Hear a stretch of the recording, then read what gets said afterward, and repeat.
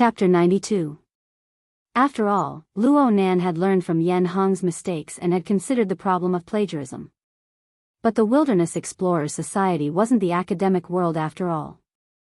This place didn't seem to have the soil for academic competition. Instead, practical results were more important.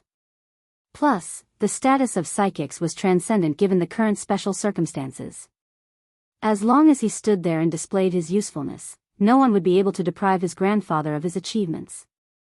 After some consideration, Luo Nan decided to trust Octopus. He simply replied, "Okay." Octopus immediately laughed heartily, "Excellent. I'll prepare the power of attorney. The society will use the same format and there will be 2 notaries. Each of us will choose one. Who are you going to choose?" "Your secretary." Luo Nan finally felt completely at ease after hearing Octopus take the initiative to talk about this. He thought of He Yuan's temperament and status. She was indeed the most suitable to be a notary, and so he expressed his agreement. The family had already gotten in the car and drove out of the sanatorium. Luo Nan was still sitting in the front seat. He turned his head to look at the building that was gradually turning blood red under the setting sun. He was speechless for a time. A moment later, he transmitted to Octopus, "My grandfather is here. I'll leave him in your care." Octopus naturally patted his chest in guarantee, "Relax. I never knew there was such a great God by my side. Now I know. From now on, he is my grandfather.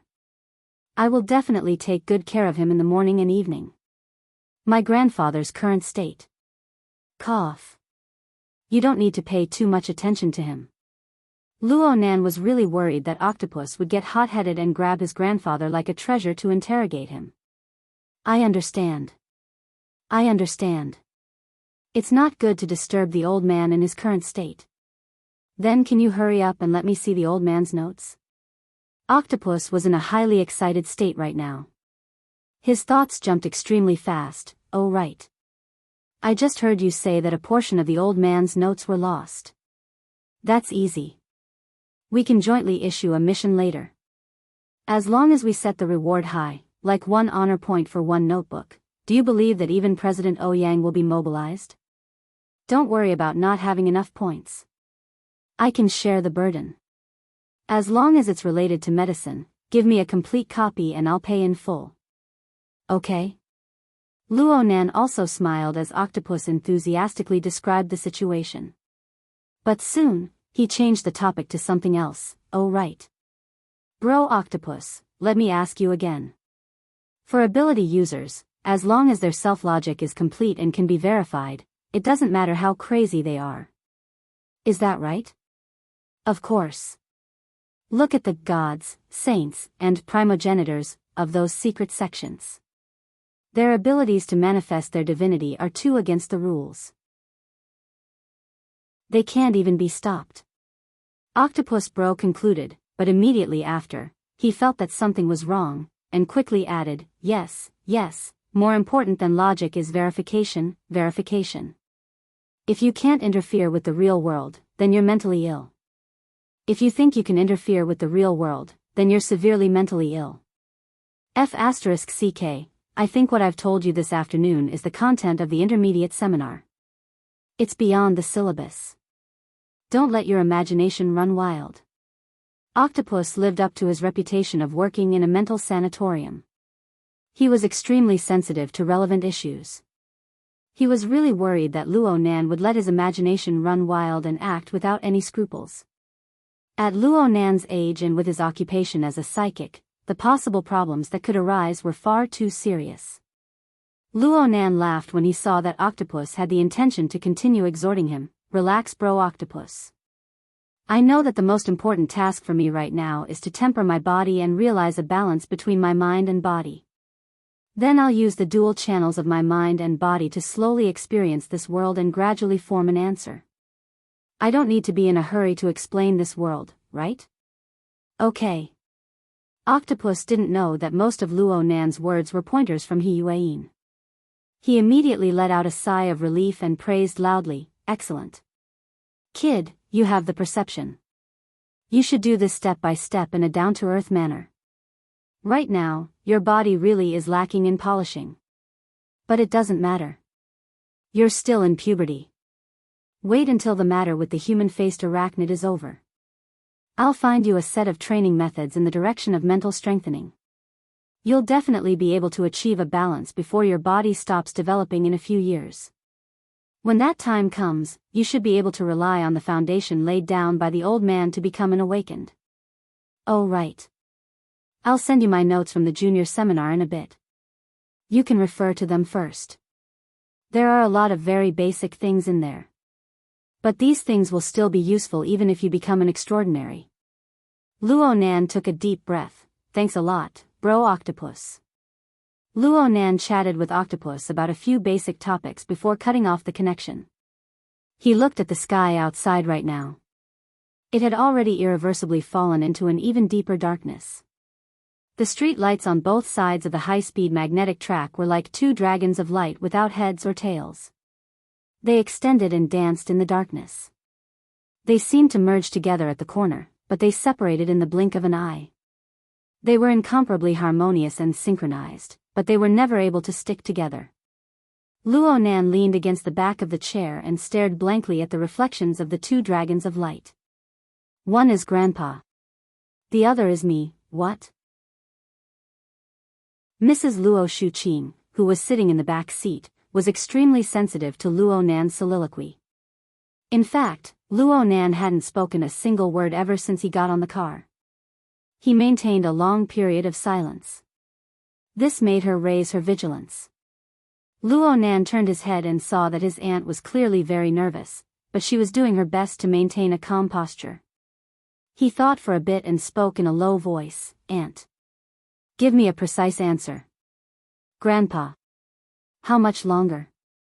Luo Shuqing's face was instantly filled with astonishment.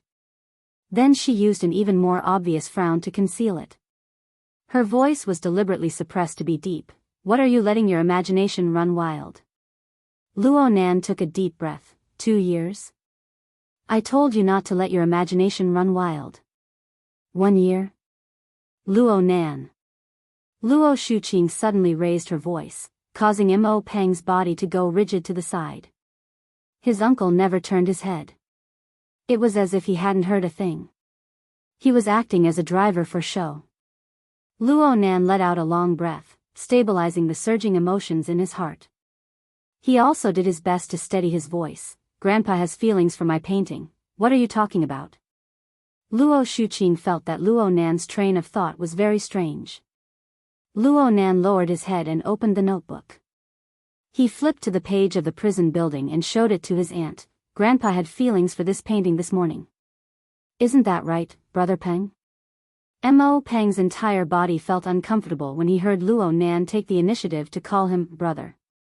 This was a fucking threat, but he still nodded.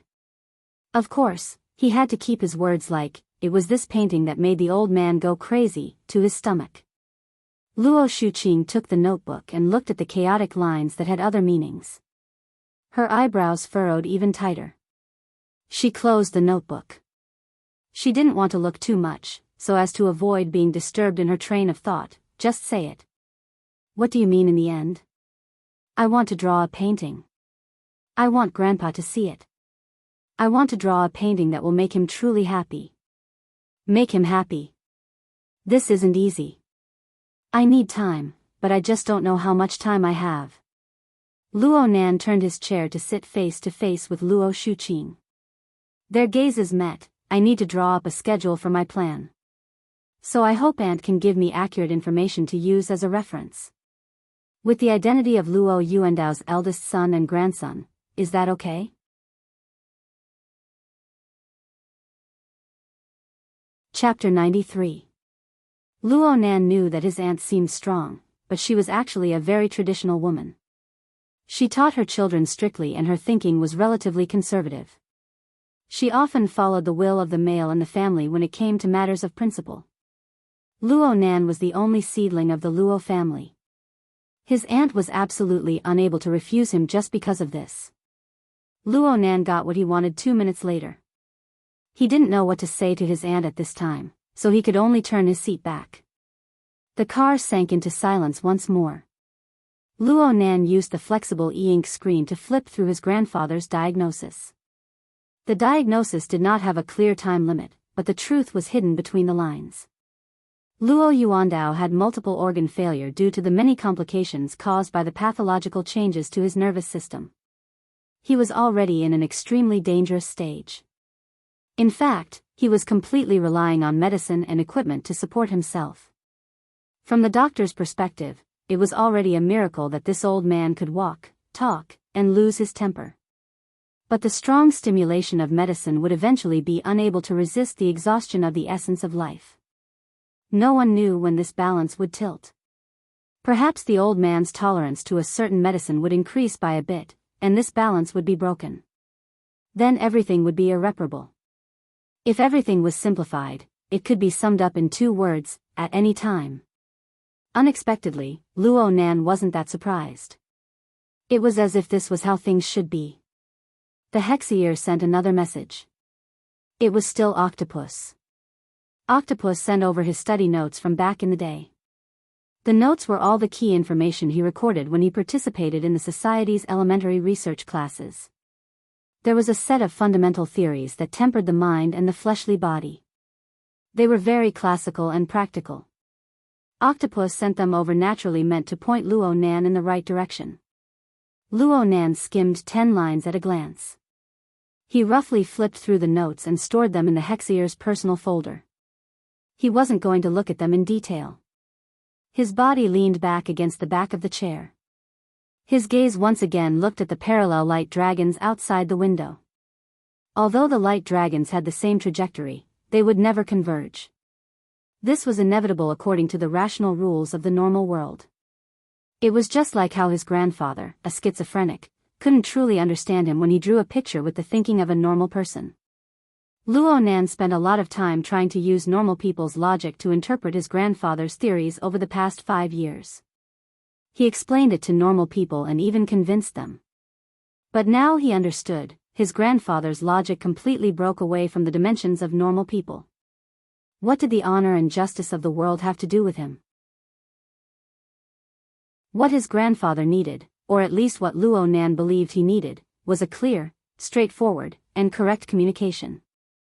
That was the beginning of everything. The first was logic. Luo Yuandao's logic was classical. His formatting theory was a form similar to primitive philosophy.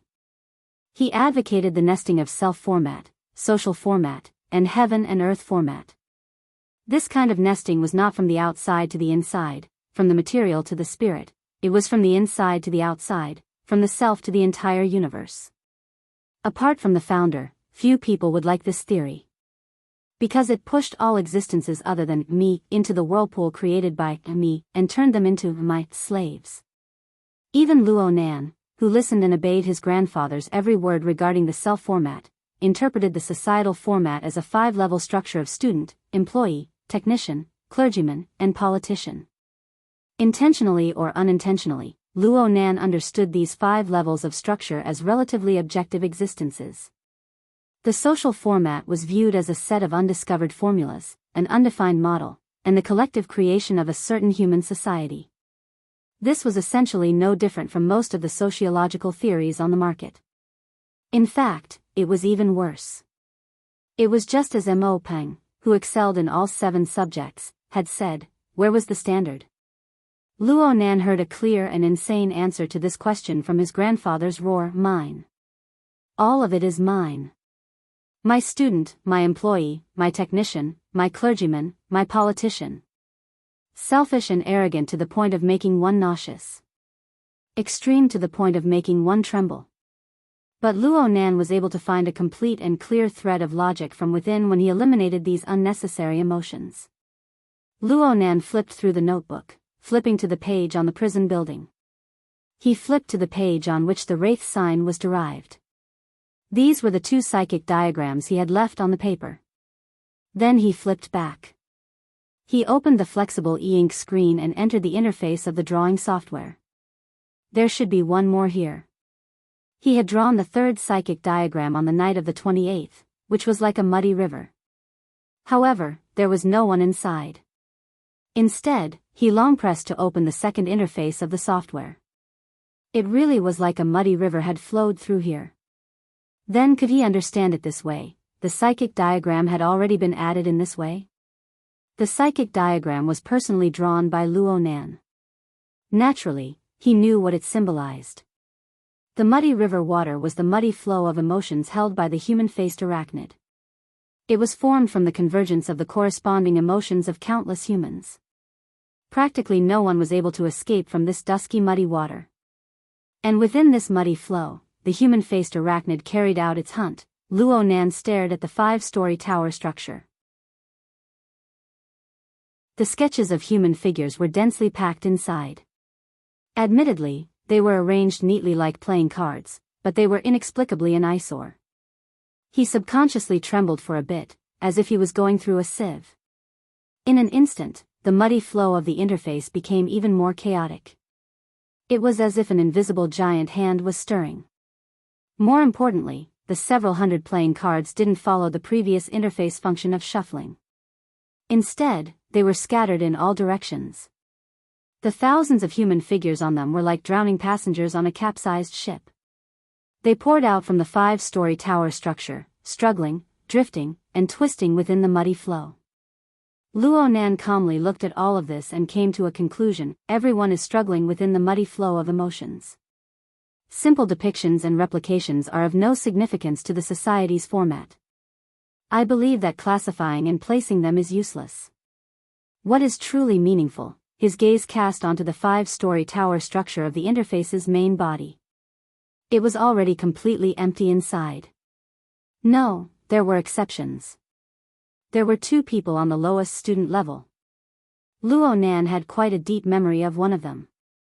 It was a gift that he had drawn not even 2 days ago. A certain man was waving his arm with one hand and his other hand was wrapped around someone's shoulder. He seemed deranged, yet he seemed unafraid. It was Xie Junping in an explosive state. The other one was a fish. It looked very lively as it spiraled and swam in the muddy water. In fact, it never crossed the boundaries of the student level. Luo Nan stared at the outline of this fish that seemed to have been casually drawn. He used his finger to gesture a few more times and confirmed its origin. Within the 3rd psychic diagram, it was one of the many ability users who used the fish-style depiction. Its corresponding target was cat eyes. That was not all. Looking up from the student level and across the empty staff level, there was a strange symbol floating in the technician level.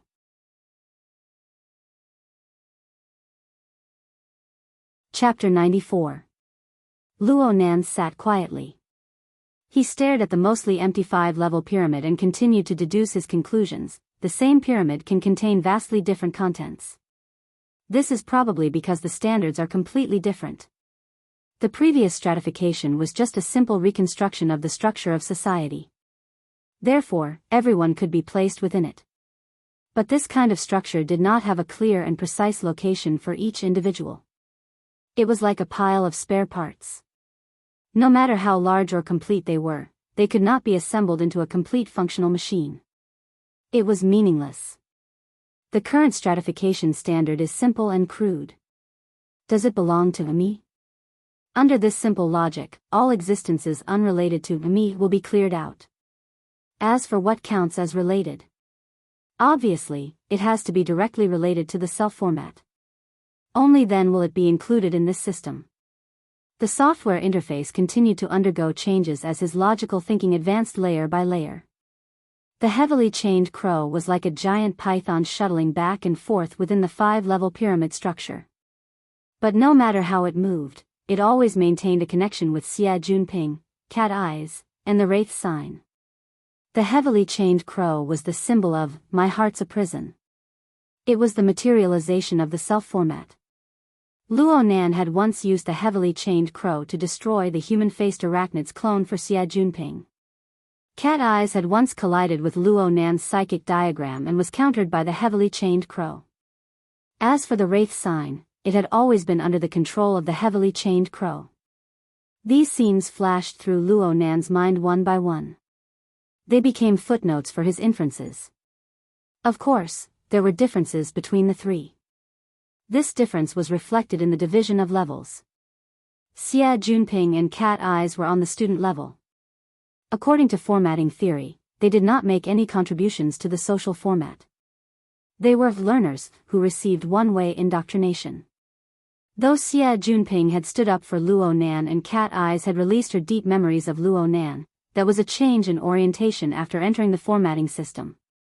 Luo Nan was completely unable to obtain any direct benefits from the bodies of these two people. And if major stimuli were to appear, they would likely refuse Luo Nan's indoctrination. They would walk out of the format pyramid and part ways with Luo Nan. As for the wraith sign, it was completely like Luo Nan's dog. It would bite whoever it was told to bite. Speaking of which, its loyalty was off the charts. It also possessed extremely powerful abilities. More importantly, Luo Nan was able to obtain direct benefits from its body. The benefits he obtained were even higher than the benefits he could obtain from purely relying on the training of his body. The results of devouring the human-faced arachnid's avatar had already proven this point. Therefore, the wraith sign entered the technician level. But the problem was that it didn't have any self-awareness, so it couldn't rise to the level of self-awareness. This level was already its limit. Luo Nan suddenly felt an inexplicable sense of familiarity as his thoughts reached this point. He felt as if he had seen such a clear hierarchy, gradually deepening connection, and feedback pattern somewhere before. He searched through his memories, and the relevant scenes were fixed in his grandfather's ferocious roar. Luo Nan pressed his forehead. His fingertips moved, and a certain word suddenly smashed into his brain. It was hard to get rid of it. Temple, God Nation, New God, Old God. God, God. In Grandpa's crazy talk, the word God appeared very frequently and occupied a very central position. In the past, Luo Nan would not have cared. But now that his horizons had been broadened, it was hard for his thoughts to remain pure. He closed his eyes. In reality, he connected to the psychic wave network through the hexaear and entered the interface of the professional association. Then he searched for the secret order's entry, focusing on finding information related to their organizational structure. Soon, a large amount of information poured out. It seemed that the psychic wave network of the society wasn't designed to be too powerful in terms of intelligent filtering. Luo Nan could only search and comb through the information with great difficulty. This lasted until there was a paragraph that attracted his attention. The vast majority of the founders of secret orders were unavoidably influenced by the existing culture of society. They often used ancient myths, mainstream religions, and historical legends as references when they first established the basic structure of their sections. They even used novels and games as models. They painted their sects with all sorts of fantastical colors and designed strict ranks. The specific concepts are vastly different. When examining the secret orders that have existed for over 10 years, one must admit that they have, to a large extent, a convergence that makes one raise an eyebrow has appeared. Especially in terms of organizational structure. The three great world secret orders seem to coincidentally divide their internal personnel into 4 ranks. Although the names are all different, the meanings within are very similar. I have unified them as shallow believer, devout believer, fanatic believer, and favored. As the names imply, the believers of these 4 ranks have different degrees of devotion and devotion toward the God. And the gifts and rewards they receive from the God are different as well. Facts can prove that the God and the first oblatum are true to the various ranks of believers. The offerings, demands, and feedback they receive from the God are real and not false. There is a strict hierarchy of judgment. They possess a similar but strict and feasible logic, forming a system that is still stable to this day. Luo Nan felt that this article was very much to his liking after reading halfway. It just so happened to answer his question, so he paid special attention to the author's name. He didn't expect the author to be quite familiar. Bamboo Pole, if it wasn't the same name, then this person was the skinny and tall person who was in charge of intelligence work during the operation on the night of the 28th. Luo Nan remembered that this person always had a cheeky smile on his face, but his words were very sharp. Luo Nan's impression deepened and he matched this person's description with his own situation. Now he finally understood where the sense of familiarity came from. The 4 levels of the secret order structure. Of course, it was possible that this was a definition borrowed from a certain novel or a certain game. It seemed to be completely comparable to the format pyramid. Although the format pyramid had 5 levels, the highest level, politician, had a rather special definition. It represented the subversion and denial of the entire format. It could be ignored for the time being. The next 4 levels were quite reliable. If he looked at it this way, then his grandfather's formatting theory, or at least the level of the social format, was also a kind of ability explanation system. And it leaned towards the standpoint of the secret order? Then what was the current him? Was he some malnourished god? Luo Nan rubbed his forehead even harder. Tired? We're almost home. His uncle suddenly spoke. Luo Nan went, He jumped out of his thinking mode. It seemed that his attitude just now had made his uncle and aunt even more worried. He thought for a bit and pursed his lips in a feigned relaxed manner. I'm not tired. I'm just a bit hungry. His uncle grunted and turned to speak to his aunt. It's late to go home and cook. Should we let old Mo make a nutritious meal, or should we deal with it outside? Mo Peng cried out in fright. Heavens! Don't trouble him.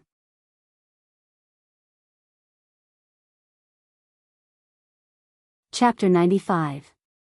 Old Mo was the family's AI housekeeper. Since he had carelessly chosen to lean towards environmental protection, this AI's cooking menu forever lacked high-fat and high-protein options. Moreover, the nutritious meals he made were more like medicine than food. Old Mo's uncle and aunt weren't averse to this. They didn't mind occasionally slacking off and tasting fresh food. But for Mo Peng, he would rather drink plain water.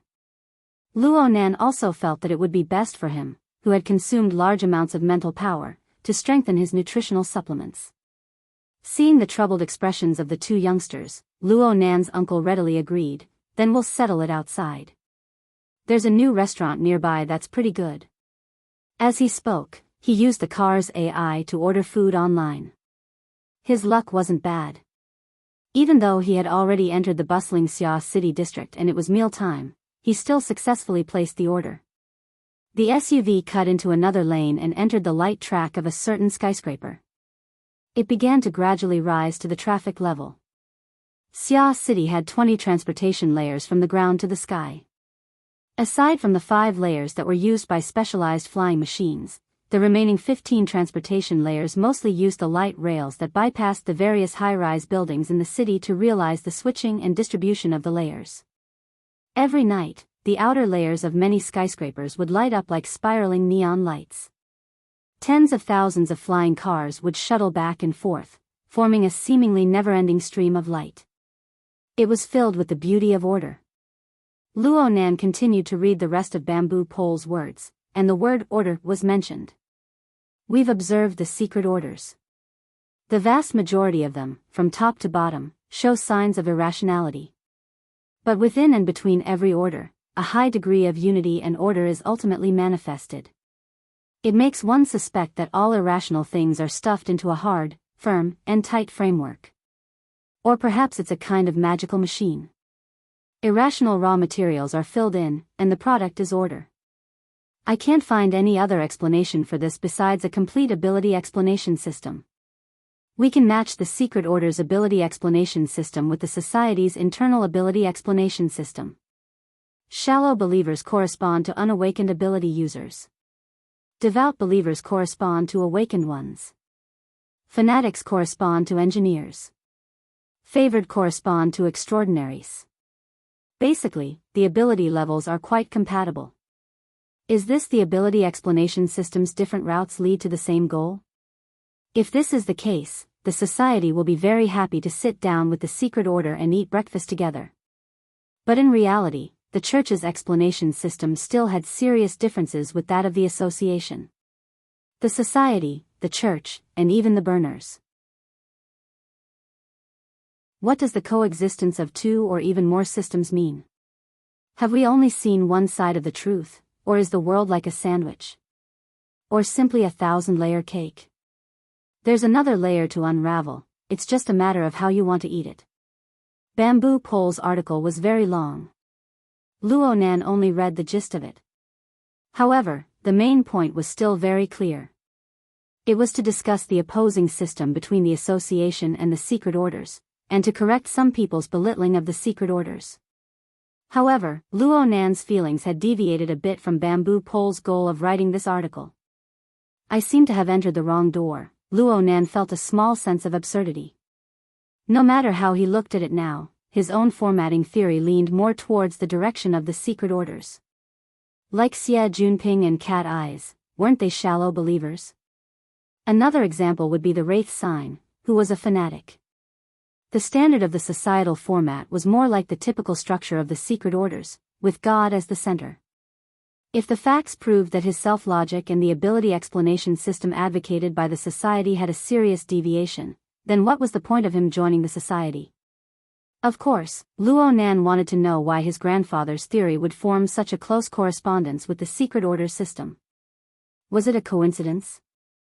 Or was it some other reason? Luo Nan's doubts were destined not to be answered in a short amount of time. The family had already arrived at the restaurant. They were guided by the waiter to their reserved seats and sat down. The restaurant's environment was pretty good. It had antique wooden window partitions, allowing light to pass through and emphasizing privacy. Even though there were quite a few people eating, it was relatively quiet. Luo Shuqing was quite satisfied. The place you chose is pretty good. This kind of environment was a bit old-fashioned for youngsters. Mo Peng wasn't interested in the surrounding decorations. He lowered his head and played his game after ordering. Luo Nan went to the bathroom. His train of thought had hit a bottleneck. It was hard not to be preoccupied. He kept his head down the entire way, ignoring the things around him. But when he was washing his hands, someone beside him called out in a probing manner, "Mr. Luo?" Luo Nan was startled. He raised his head and saw that the person was around 40 years old. His figure was tall and sturdy, and he looked capable and calm. Luo Nan just felt that the person looked familiar. He thought about how he was addressed, and only then did he remember that the only people who could call him by this name were those who participated in the operation on the 28th. Yes, this person was one of the 4 bodyguards He Yueyin had brought with her that day. He was responsible for looking after Shuelei, Black Wolf, and the other injured people. He was a very steady person. However, Luo Nan couldn't remember his name no matter how hard he tried. He couldn't help feeling a bit embarrassed.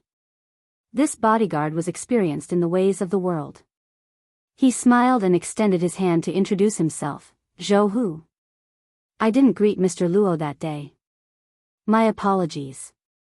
Luo Nan hurriedly called out, "Brother Zhou." He was a bit baffled. "Brother Zhou is here? Is Sister He here as well?" "Nope. I'm off today. I'm here for a private gathering. A group of old comrades." "Oh right. Crag Burst is here as well." "Huh." Luo Nan's impression of Crag Burst, who was also in the society, was much deeper. Crag Burst was a valiant close combat expert. He existed as Luo Nan's protector during the later stages of the operation. Even though Crag Burst didn't have the opportunity to truly display his strength, the 2-meter-tall giant gave Luo Nan a sense of security. Luo Nan even added Crag Burst as a friend through the Hexier. "You guys are comrades? We've tested each other before. We don't have a deep friendship. But we're familiar now." Zhou Hu laughed as he invited, "Mr. Luo, do you want to come over to our place?" "Forget it. Send my regards to Crag Burst." Luo Nan wasn't good at this sort of social interaction. He was just about to leave when he turned his head to see Mo Peng's short and stout figure make his way in. Mo Peng was stunned for a moment when he saw Luo Nan chatting with a tall and sturdy man with a clear age gap. But he didn't really take it to heart. He greeted Luo Nan and went to release. Luo Nan found it inappropriate to leave first. He smiled at Zhou Hu, my older cousin. Zhou Hu understood and took his leave first. Mo Peng came to the sink just as Luo Nan left. He grimaced in pain. Did you just run into an acquaintance? Dad ran into one too. This place is evil. Another person walked in before Luo Nan could finish speaking. Luo Nan's back was facing the door right now. The person just happened to see Luo Nan's back as well as the side of his face reflected in the mirror. The person suddenly trembled and turned to leave.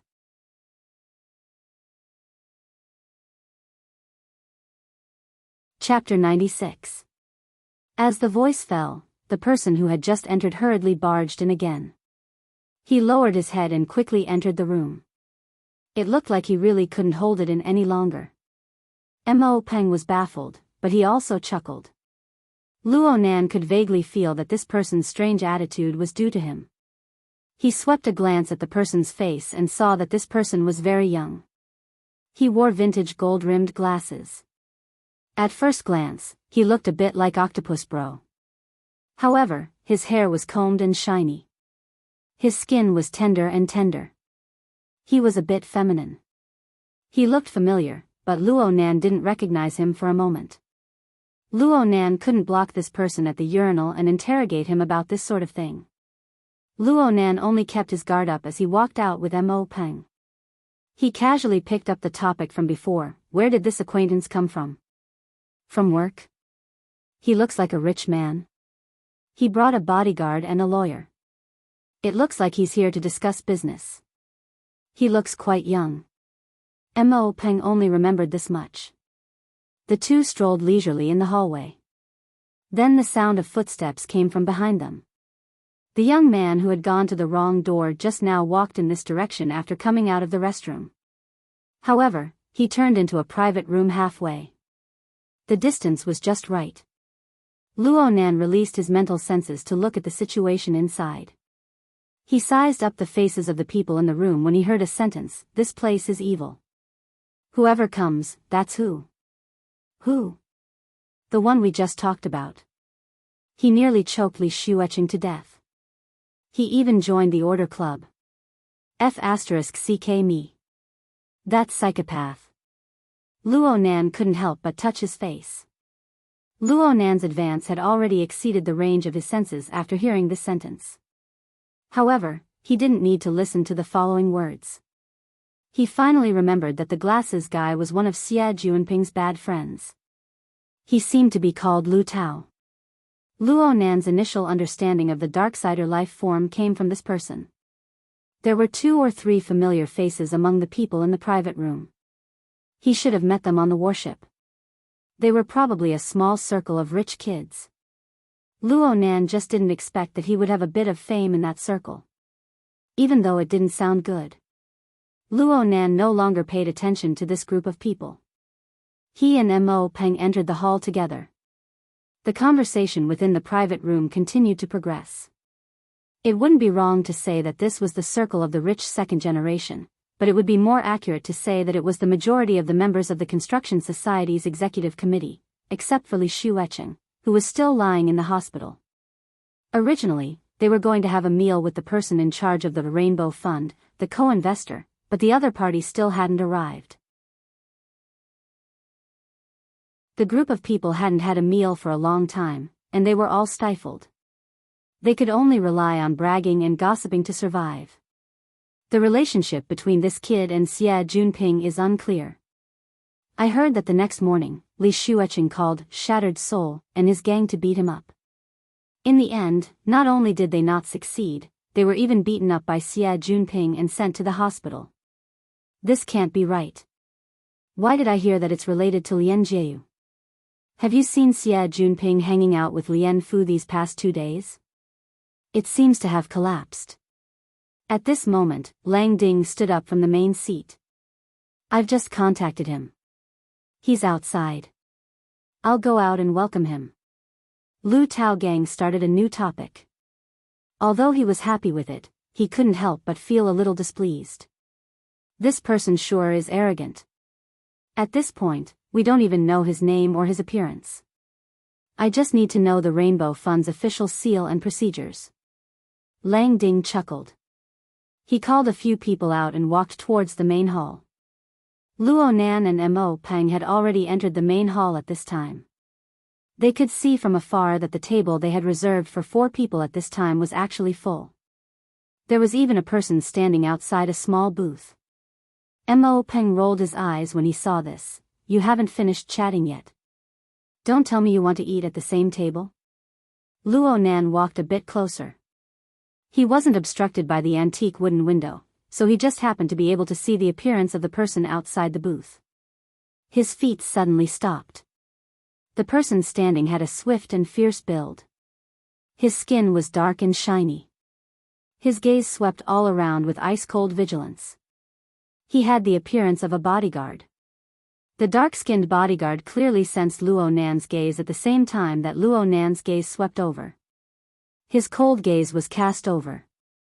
It was the dark-skinned man that Luo Nan had seen at Gear. The burner. Luo Nan's brows furrowed slightly. His footsteps paused for a bit, then he sped up and walked straight over. He saw that aside from his aunt and uncle, there were 2 other people sitting. One was Lawyer Zhu, whom he had seen that day. The other was a man who looked to be around 30 years old.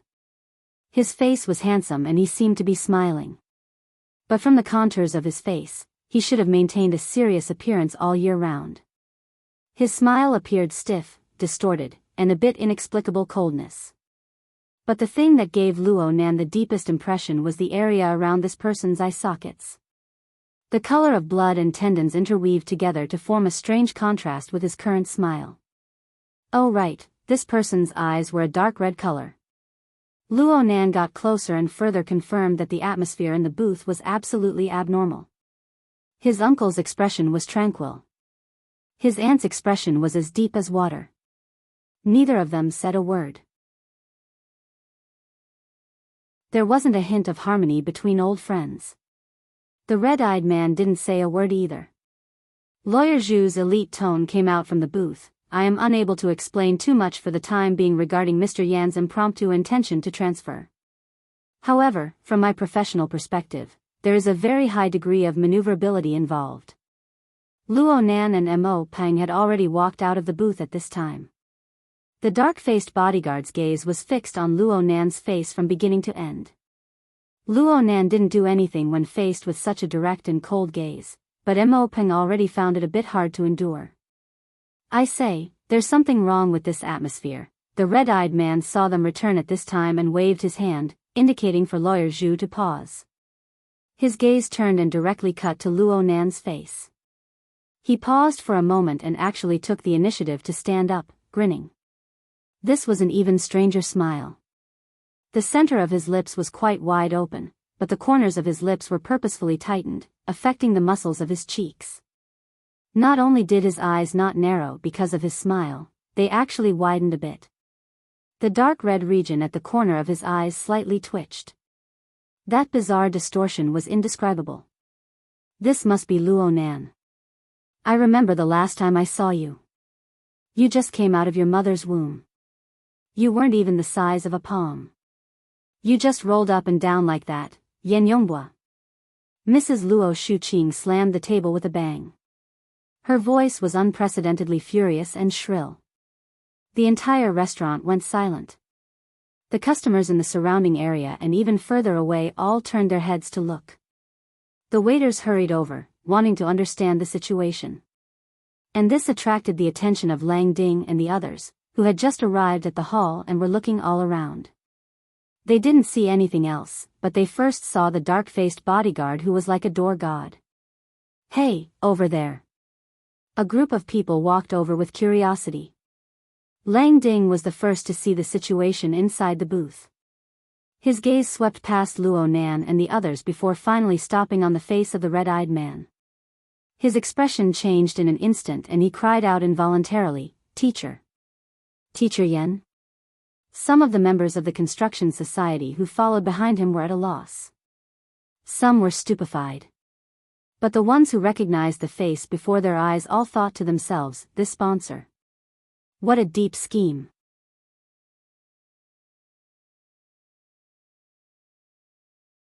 Chapter 97. I've been busy lately, so the update time is a bit messy. Please forgive me. No matter what, it had to be guaranteed that he would be able to eat twice a day. After this week, the rhythm would adjust. This chapter is the second update on the 17th. The vast majority of the Construction Society's executive committee members had stayed at Acumen College for over 10 years. 6 years ago, Yen Hong's academic scandal had shaken the entire world. There was no reason for them to forget it. What's more, wasn't the theme they were currently revolving around gear? In that academic scandal, that accident in Gear's underground laboratory was the scene that caused the world to be in an uproar. Yen Hong, facing the criticism of the entire world, deliberately created an accident, destroyed evidence, and used the crudest method to cover up his crimes. This also caused Acumen College, who was responsible for the administration, to lose face.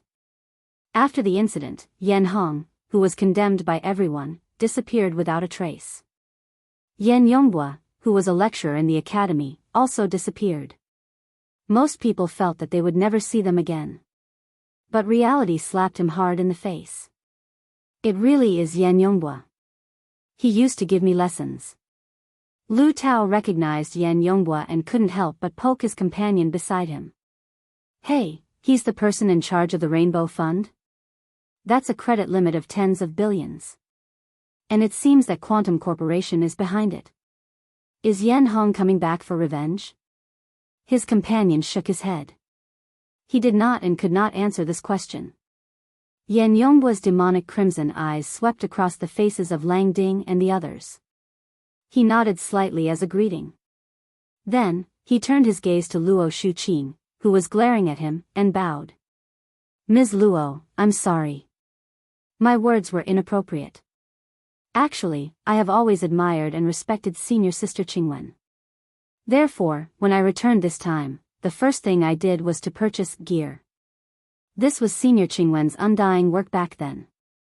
Back then, I also hoped to restore the glory of my father's laboratory. Luo Shuqing didn't hide her emotions at all. In your dreams. Yen Yonghua calmly tapped his temple. Now, I have the ability to turn dreams into reality. Oh, I'm sorry, I forgot that you haven't eaten yet. I won't disturb you for now. We'll talk about the transfer later. He walked straight out of the cubicle, and Lawyer Zhu hurriedly got up to follow. Luo Nan stared coldly at this strange man outside the compartment. He didn't know who Yen Yonghua was at first, but now he was clear, it was this person. Yen Hong's son. It wouldn't be an exaggeration to describe him as a mortal enemy. No matter which side it was, they had no intention of resolving the enmity. Yen Yonghua walked to Luo Nan's side. Just as he was about to brush shoulders with Luo Nan, Yen Yonghua suddenly turned his head. He used a twisted smile to meet Luo Nan's clear and cold eyes. Speaking of which, my father and Mr. Luo Yuandao have worked together for many years. I was also Mr. Luo Yuandao's student and research assistant for a period of time. Senior Zhongheng, Senior Qingwen, and I are fellow alumni of Acumen College. If there is a chance to coexist, I hope to continue the fate of our two families at Gear. Luo Nan was disinclined to respond to such meaningless words. But in the next moment, Yen Yonghua suddenly turned around without any warning. He raised his hand and embraced Luo Nan's shoulder. It looked intimate, but Yen Yonghua bent his waist slightly. His unyielding strength forced Luo Nan to bend over. His mouth was right next to Luo Nan's ear as he laughed in a low voice. I was exaggerating a bit just now. You weren't that small when you were wrapped up in the womb. At worst, you were like a chihuahua rolling around in the solution. You were actually quite cute. Yen Yonghua felt Luo Nan's body go rigid in an instant. He patted Luo Nan's shoulder. It's just a pity for Senior Qingwen. I've been fantasizing about her since junior high. But from then on, I never did it again. Do you know why?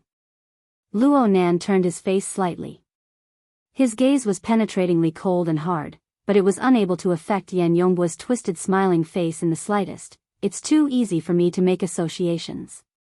When her face flashes in my mind, I think of that pile of rotting flesh and bones. In this instant, a certain string in Luo Nan's mind snapped. The heavily chained crow was about to pierce out of his body amidst the rattling vibrations, piercing through the head of the man before him. But a scorching firepower was transmitted from Yan Yongbo's body in advance. It penetrated through Luo Nan's neck, just like a red-hot blade. The instant brush with death caused Luo Nan's thoughts to stagnate. The heavily chained crow didn't come out, but Yan Yongbo's words pressed into his eardrums one word at a time. Look. This is the archetype format. This is the burner. This is the true result. And your kind is worthless. I didn't have the time to say those words to your dead old man back then. I'll give them to you. Yan Yongbo let go of Luo Nan's shoulder and laughed loudly just like that. He directly left, and the dark-faced bodyguard followed closely behind. Lawyer Zhu also hurriedly followed. Lang Ding and the other members of the construction society looked at each other in dismay. They hesitated for a while, but they still chased after Yan Yongbo. Yan Yongbo seemed to have gone mad. He laughed all the time. His laughter was hoarse and sharp, echoing throughout the entire dining hall. Nan Nan. Luo Shuqing, who had just been intimidated by the inexplicable power, finally broke free. She flipped over the chair and threw herself over. She hugged Luo Nan, who was still in a bent posture, and spoke incoherently. Are you okay? What did he say? That bastard. Are you okay? What did he say? Luo Nan didn't say anything. Up ahead, Yan Yongbo walked very quickly, pulling open the distance between him and the group of people from the construction society. Finally, his laughter stopped, and his face quickly returned to its usual cold and solemn state. Lawyer Zhu. Lawyer Zhu had to jog the entire way in order to keep up. It was inevitable that his elite style of calmness was a bit scattered. But he had no choice but to run. He had been scared stiff by Yan Yongbo's previous performance. He had never thought that this big financial backer of his, who had always maintained a calm appearance, would actually have such a crazed core. He gasped for breath and asked, Mr. Yen. Do you have any instructions? How is the school? The sudden change in topic and situation caused Lawyer Zhu to stare blankly.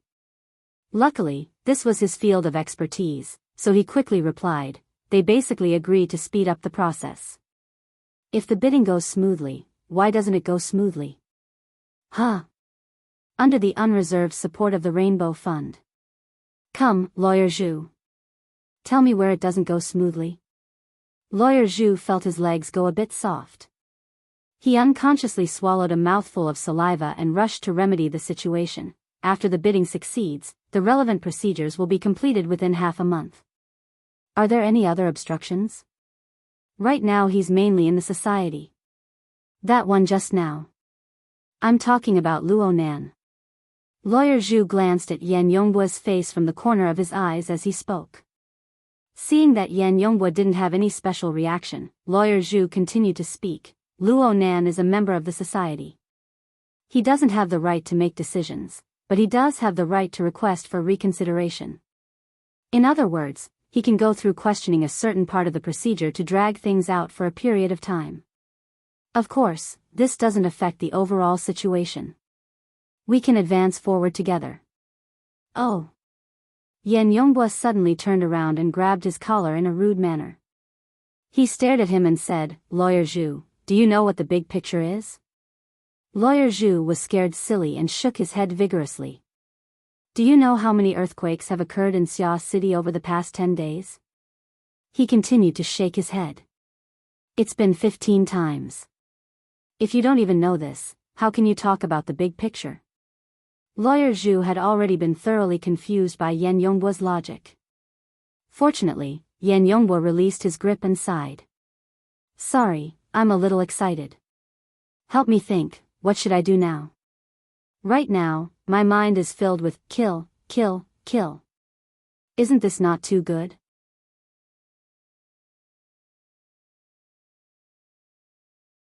Chapter 98. I came back too late today. The second chapter will be finished in the wee hours of the morning. I might as well put it on tomorrow morning. Everyone doesn't have to stay up to wait. It's equivalent to tomorrow's third chapter. Also, there was an error in the chapter numbering. It has been corrected. Because of their pause, Lang Ding and the others also caught up. Yan Yonghua didn't pay them any attention, only using a very serious expression to stare at Lawyer Zhu, hoping to get an answer. Lawyer Zhu's legs were really weak. His heart was already bursting with regret and fear. Now, he was more certain than ever that Yan Yonghua wasn't a normal person from the very core. Yan Yonghua wasn't normal, but Lawyer Zhu believed himself to be very normal. How could he possibly speak of this kind of kill matter in front of others? He just wanted to block Yan Yonghua's mouth and stop him from spitting out those murderous words. For this, he desperately squeezed his brain tissue and tried hard to form words. Mr. Yan, perhaps we can use another method.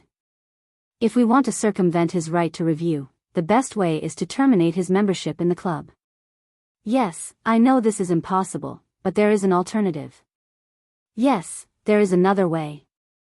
Under pressure, people's potential was indeed limitless. Lawyer Zhu's brain really did jump out with a brand new train of thought. Yes, we can make him withdraw. We just need to prove that Luo Nan has some kind of direct interest relationship with this auction. Then we just need to hold a hearing and I can shut him up forever. At this time, Lang Ding and the others had already formed a circle, blocking most of the corridor. He wanted to greet him, but Yan Yonghua didn't even bother to look him in the eye. Instead, he was quite interested in Lawyer Zhu's words. Benefits?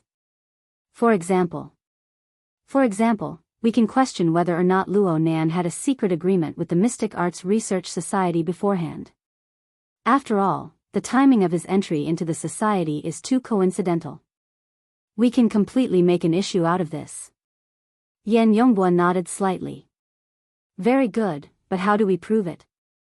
No, Mr. Yan, I'm just making an analogy.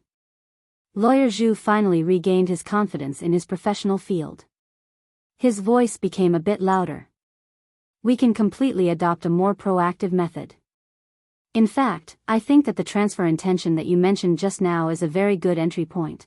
I don't really understand the situation inside. It seems to be related to some patents. Yan Yonghua's expression did not change. He nodded slightly. More or less. Luo Nan is the direct descendant of the victim? The legal heir? That's right, that's his grandfather. Then, if you don't mind, you can use your private identity to fight a lawsuit with them. As long as the court accepts it, a beneficial relationship will appear between you and Luo Nan. And as the person in charge of the Rainbow Fund, you are a key figure in this bidding. Then, all of Luo Nan's questioning of Gear's bidding process can be viewed as selfish actions. I think that with this reason, the school will make a very sensible decision. No matter how much he objects, it will be useless. Hearing this, Yan Yonghua stroked his chin lightly. Is that so? Filled with anger, yet powerless to do anything. This is good. Does this count as a pass? Lawyer Zhu secretly heaved a sigh of relief. Lang Ding and the others finally got the chance to say hello. They were actually very embarrassed. He inexplicably listened to a string of schemes aimed at Luo Nan, but the other side really didn't try to avoid it at all. After all, this was a public place. Many people in the restaurant were looking over because of the previous incident. There were also people going in and out of the private rooms along the corridor, casting curious glances at them. Not too far away, there was a big guy who was nearly 2 meters tall. His face was flushed from being drunk. He leaned against the wall and looked over in a daze. He probably guessed that with his size, he would bump into him if he walked over. But Yan Yonghua really didn't care. He was very calm right now. I'm very sorry for what happened just now. It involved some personal grudges. I lost my composure a bit and made everyone laugh. Right now, not even a hint of craziness could be seen from Yan Yonghua's body. But the more he was like this, the more people felt that he was strange and unfathomable. In the end, it was Lang Ding who suggested, let's go inside and talk. We need to drink a few cups in a bit to welcome Teacher Yan. No matter what they thought in their hearts, everyone nodded in agreement. The group of people immediately surrounded Yan Yonghua and entered the private room. The atmosphere seemed to be quite enthusiastic. In comparison, Luo Nan's family, who were still in the lobby, were in a more difficult time. This was because of what had happened before and Luo Shuqing's nearly uncontrollable emotions. Many people raised their eyebrows. The lobby manager also came over to ask if they needed any help. He probably felt that Luo Nan's family was in a weak position in the conflict just now. Luo Shuqing was just about to call the police, but her husband stopped her. She suppressed her uncontrollable emotions with great difficulty. Luo Shuqing felt that she shouldn't say anything right now. She should immediately go home. No, she should go to the hospital. Luo Nan's current state was far too worrying. His head was lowered from beginning to end, not saying a single word. Based on Luo Shuqing's understanding of children, she felt that Luo Nan's entire being was in an extremely gloomy state. His emotions were suppressed, and it seemed that he would explode at any moment. What she was most worried about was, would this sort of stimulation affect Luo Nan's mind? Right when Luo Shuqing was fidgeting restlessly, Luo Nan opened his mouth and said, "I'm hungry." Then he picked up his chopsticks and began to eat the food that had been placed on the dining table. This wasn't a very polite action, but it more or less displayed a rational attitude. Luo Shuqing and Mo Haiheng glanced at each other. They didn't have any intentions of defying Luo Nan. They ate silently as well.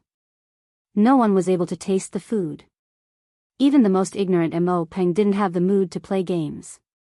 He looked at this and looked at that, his fat face wrinkling. The dinner ended hastily, and the family took a car home. Luo Shuqing's emotions, which she had been suppressing in public, completely erupted in the car within the privacy of her own home, despicable and shameless mad dogs. They'd been restrained in Quantum Corporation for 5 years, and this father and son are biting anyone they see. This was the first time in Mo Peng's life that he had seen his mother use profanity. He was truly stupefied as he watched.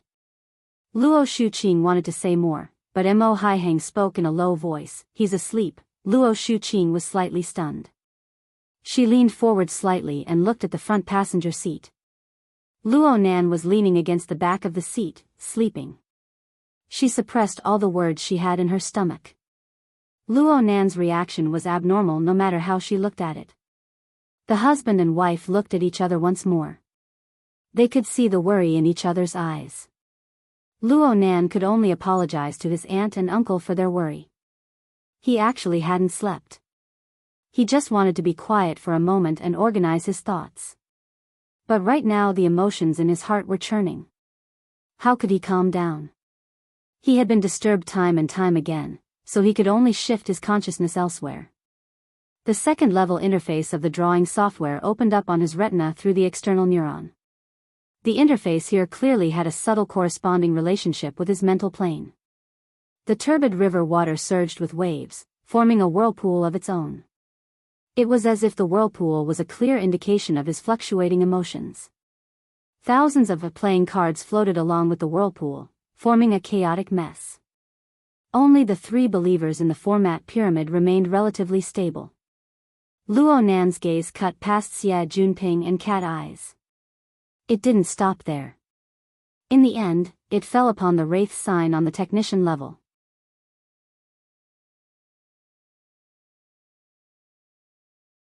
Chapter 99. The red light signified that the Wraith sign was devouring. In reality, it was devouring Luo Nan's restless and violent fury. The Wraith sign was born from devouring the negative emotions of the human heart. It was restricted by the heavily chained crow here, so it was impossible for it to harm Luo Nan's vital energy. But when such intense emotions squeezed in, it was tantamount to releasing a layer of restriction. As the red light gradually flourished, the Wraith sign sprayed out thousands of lines. It was similar to Luo Nan's sketches, but it was 10 times faster. In an instant, a complex and malevolent structure was constructed. 6 eyes lined up, each with a different color. 8 claws extended to the side, merging with the human body. Such a demonic and ugly image was the human-faced arachnid. When this image was completed, Luo Nan's restlessness on the mental plane had already reached the point where it was ready to gush out. Within the format pyramid, the human-faced arachnid prepared to pounce, and Luo Nan's mind leaped. In an instant, the world changed. Luo Nan's consciousness suddenly separated from the car. His mental senses broke free from the shackles and expanded to the limit in all directions. Luo Nan's soul left his body at this moment. The SUV carrying his main body drove off into the distance. Only his soul remained here, occupying an empty plane. Luo Nan didn't feel lonely at all. This was because the range of his mental senses instantly increased explosively by 100 times, 1,000 times, the splendidly lit metropolis, the crisscrossing and speeding stream of cars, the entangled and restless living beings. An inconceivable scene was formed in this moment, smashing into Luo Nan's mind. Roar! Luo Nan cast off all his worries, restraints, and burdens.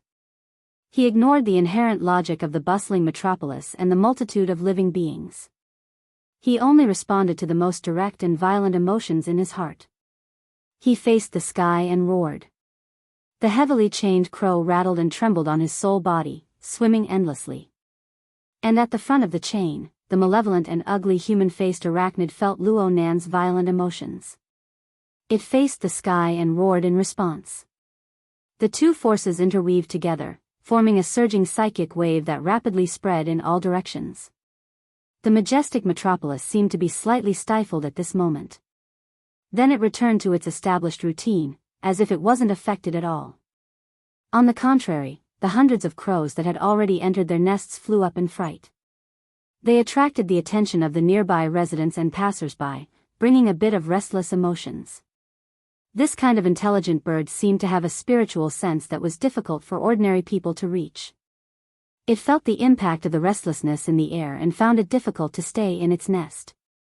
Luo Nan calmed down after venting out his soul howl. At the very least, he could still think logically. In the soul state, without the stimulation of various hormones, the influence of emotions was reduced. He could ignore Yan Yongbu's deep malice, and he could grit his teeth and forget the mockery and humiliation that pierced his bottom line. He could only grab the last bit of valuable information from the turbid currents that blocked his rationality. He saw me as a fetus. When the wilderness laboratory was in turmoil, he was there, and he was still on our side. But at that time, it was only 2 years after Yan Hong's report and shameless plagiarism. The continuous stripping of veins brought Luo Nan a bit closer to the truth of the past. Luo Yuandao's research in the wilderness could be divided into 3 stages. After the Third World War until the mid-60s, he traveled all over the world without a fixed residence. Then came the most stable scientific research period, which lasted until the end of the 1970s. In the past 15 years, it was also the most fruitful period. Starting from the year 79, his grandfather had mental problems, and the laboratory was in turmoil. Bo Qingwen died, and the entire research work came to a halt. The entire family returned to the city. Based on Yan Yongbu's approximate age, it was very likely that he joined at the end of the scientific research period or before the period of turmoil. This was a very delicate point. He should have been preparing back then. Then Yan Yongbu must be someone in the know. Perhaps he was a participant. He must be.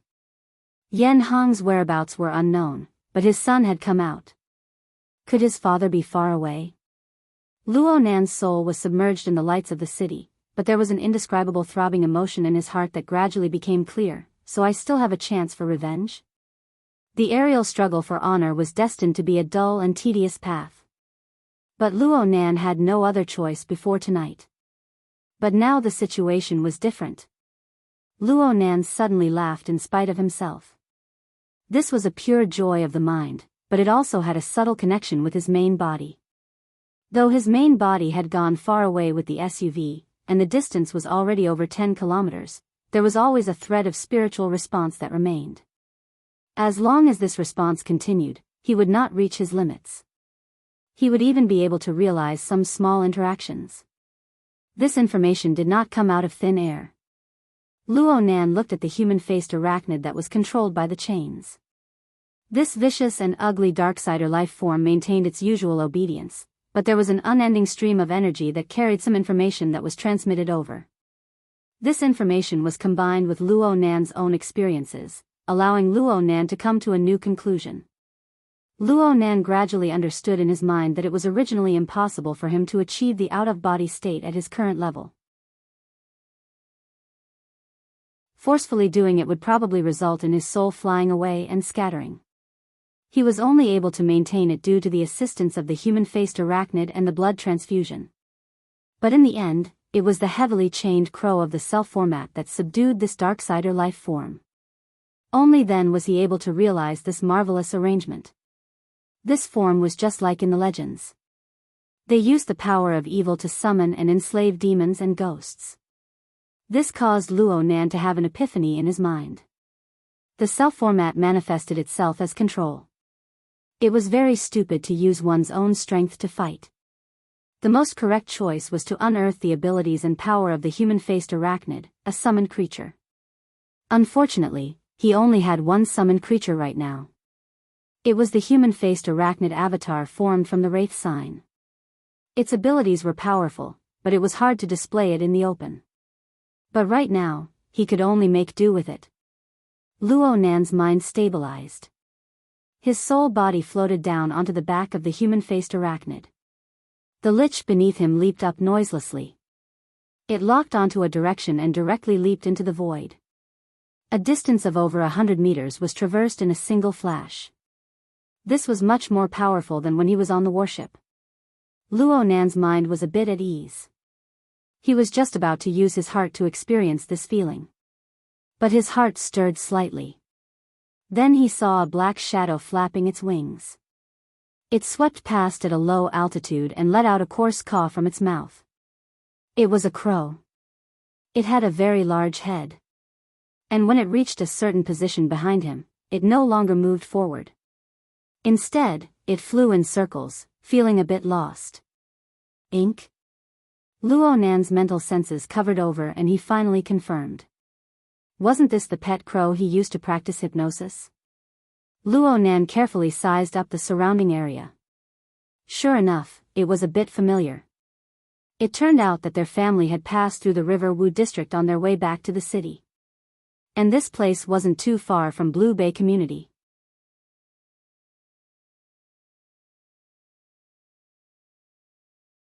Chapter 100. It was said that the intelligence of Crow surpassed that of a 7-year-old child. He didn't know if it was because of Ink's innate talent or the effect of hypnosis, but Ink's intelligence was clearly higher than others of its kind, and its intuition was also better. It circled a few times, but it was unable to see the silhouette of Luo Nan. It folded its wings and landed on a protruding area of the outer wall of a skyscraper. It looked all around, and it scratched and hissed. It was clearly using its usual method to arouse Luo Nan's attention.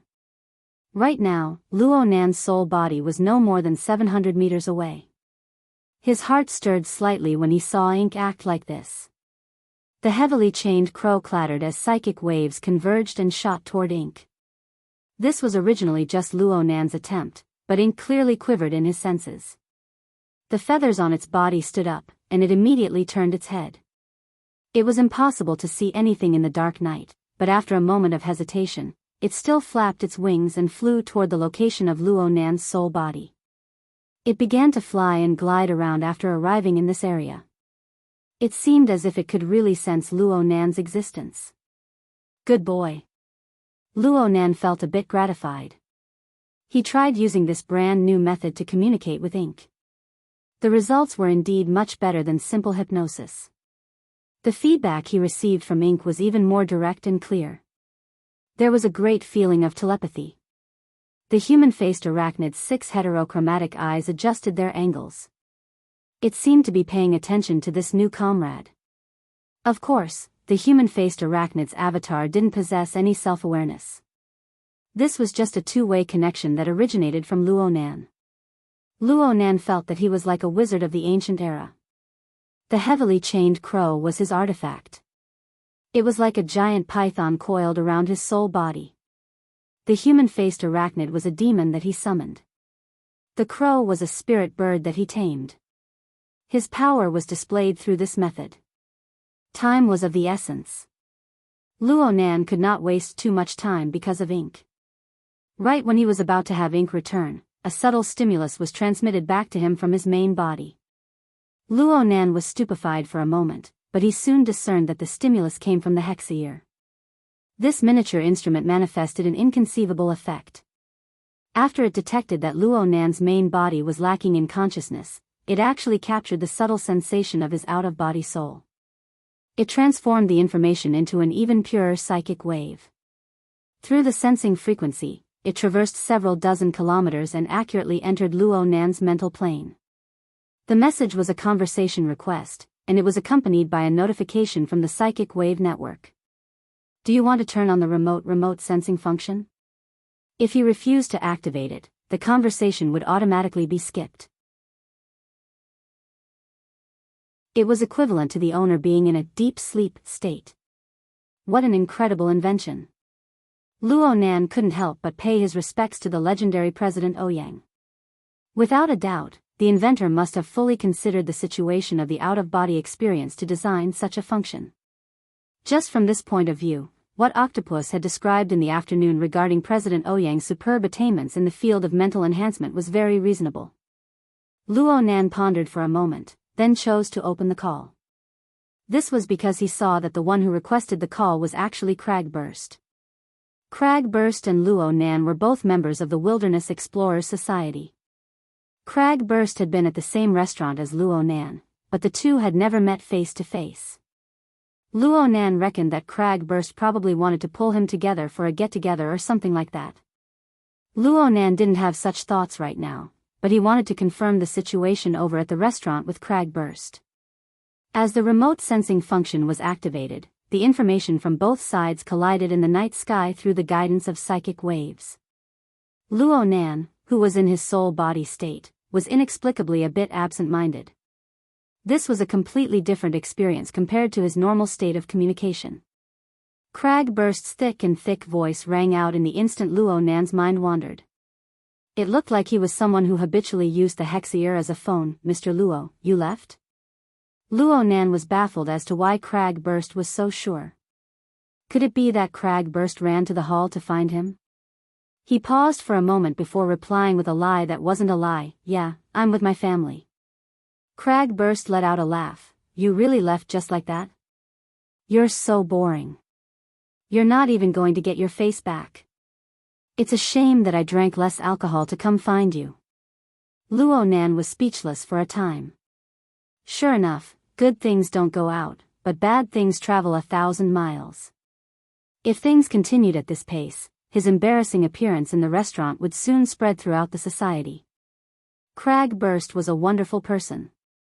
His thinking was very straightforward. He probably felt that Luo Nan had lost face and wanted to get it back. It looked like he was very happy to participate. Unfortunately, Luo Nan's current state made it hard for him to directly borrow Cragburst's strength. Wait a minute. Luo Nan stared at Ink, who was leisurely circling in the air. A thought suddenly appeared in his mind. Is your party over? I'm not drinking anymore. Of course we're disbanding. Huh? What do you want? Cragburst clearly wanted the world to be in chaos. In the past, Luo Nan would have had a headache dealing with this sort of person. But right now, this was exactly what he wanted. I still need some time before I can get there. Have they left yet? It seems they're progressing quite quickly. If you're a bit late, then you won't have any hope. Holy crap. They're out. Even a working meal isn't this fast. Did the negotiations between the Rainbow Fund and the Construction Society go smoothly, or did they part on bad terms? Luo Nan was disinclined to think about it. He looked at Ink once more and spoke to Cragburst. Help me keep an eye on them. Share your location and keep in contact. I'll hurry over and meet up with you. Stalking them, right? That's not a problem. But are you sure you can make it over in time? You don't need me to help you intercept them or something? Not for now. Okay then. Let me know if you need me. My Tiger Burst hasn't made a profit since I bought it. Thanks a lot. Luo Nan didn't say anything more to this big guy who insisted on joining in on the fun. He hung up and gazed at Ink in the sky once more. Ink seemed to feel Luo Nan's gaze as it let out two rough squawks. Its plume feathers trembled and it glided more and more cheerfully within the multicolored haze of light. The heavily chained crow's swimming speed above Luo Nan's sole body increased. The human-faced arachnid beneath Luo Nan also felt this change. It raised its bewitching and ugly head and its 6 eyes flickered. It let out a hiss that only existed on the mental plane. Xia City didn't have a true night. All sorts of neon lights built a mottled sky that belonged exclusively to this moment. It was mixed with the rhythm of a carnival that existed everywhere. It seeped into the hearts of every single person who was still wandering outside. Crag Burst opened the car window and let the manic heavy metal music spray wantonly. It was accompanied by surging musical phrases as he roared loudly. He completely ignored the gazes cast by the stream of cars outside. Smash your chest open and embrace the gentleness of blood. Oh oh oh oh. Probably no one would think that this fellow was doing stalking work. Crag Burst didn't have this sort of self-awareness. From his perspective, as long as he ensured that the target car in front of him didn't leave his field of vision, then everything would be fine. Tear my throat apart. Kiss. Holy crap. A crow that could be described as brave and fierce flitted across the hood of his car. It scraped the front window and leaped over the roof of his car. It was admittedly thrilling and exciting, but it completely disrupted the rhythm of his music. For this reason, he extended his hand out the window and pointed his middle finger to the sky. Hurry up and smash your head to death. Experience my wrath. Oh oh oh oh. At this time, the Hexier transmitted a message. It was Luo Nan, keep up the speed. I'm coming.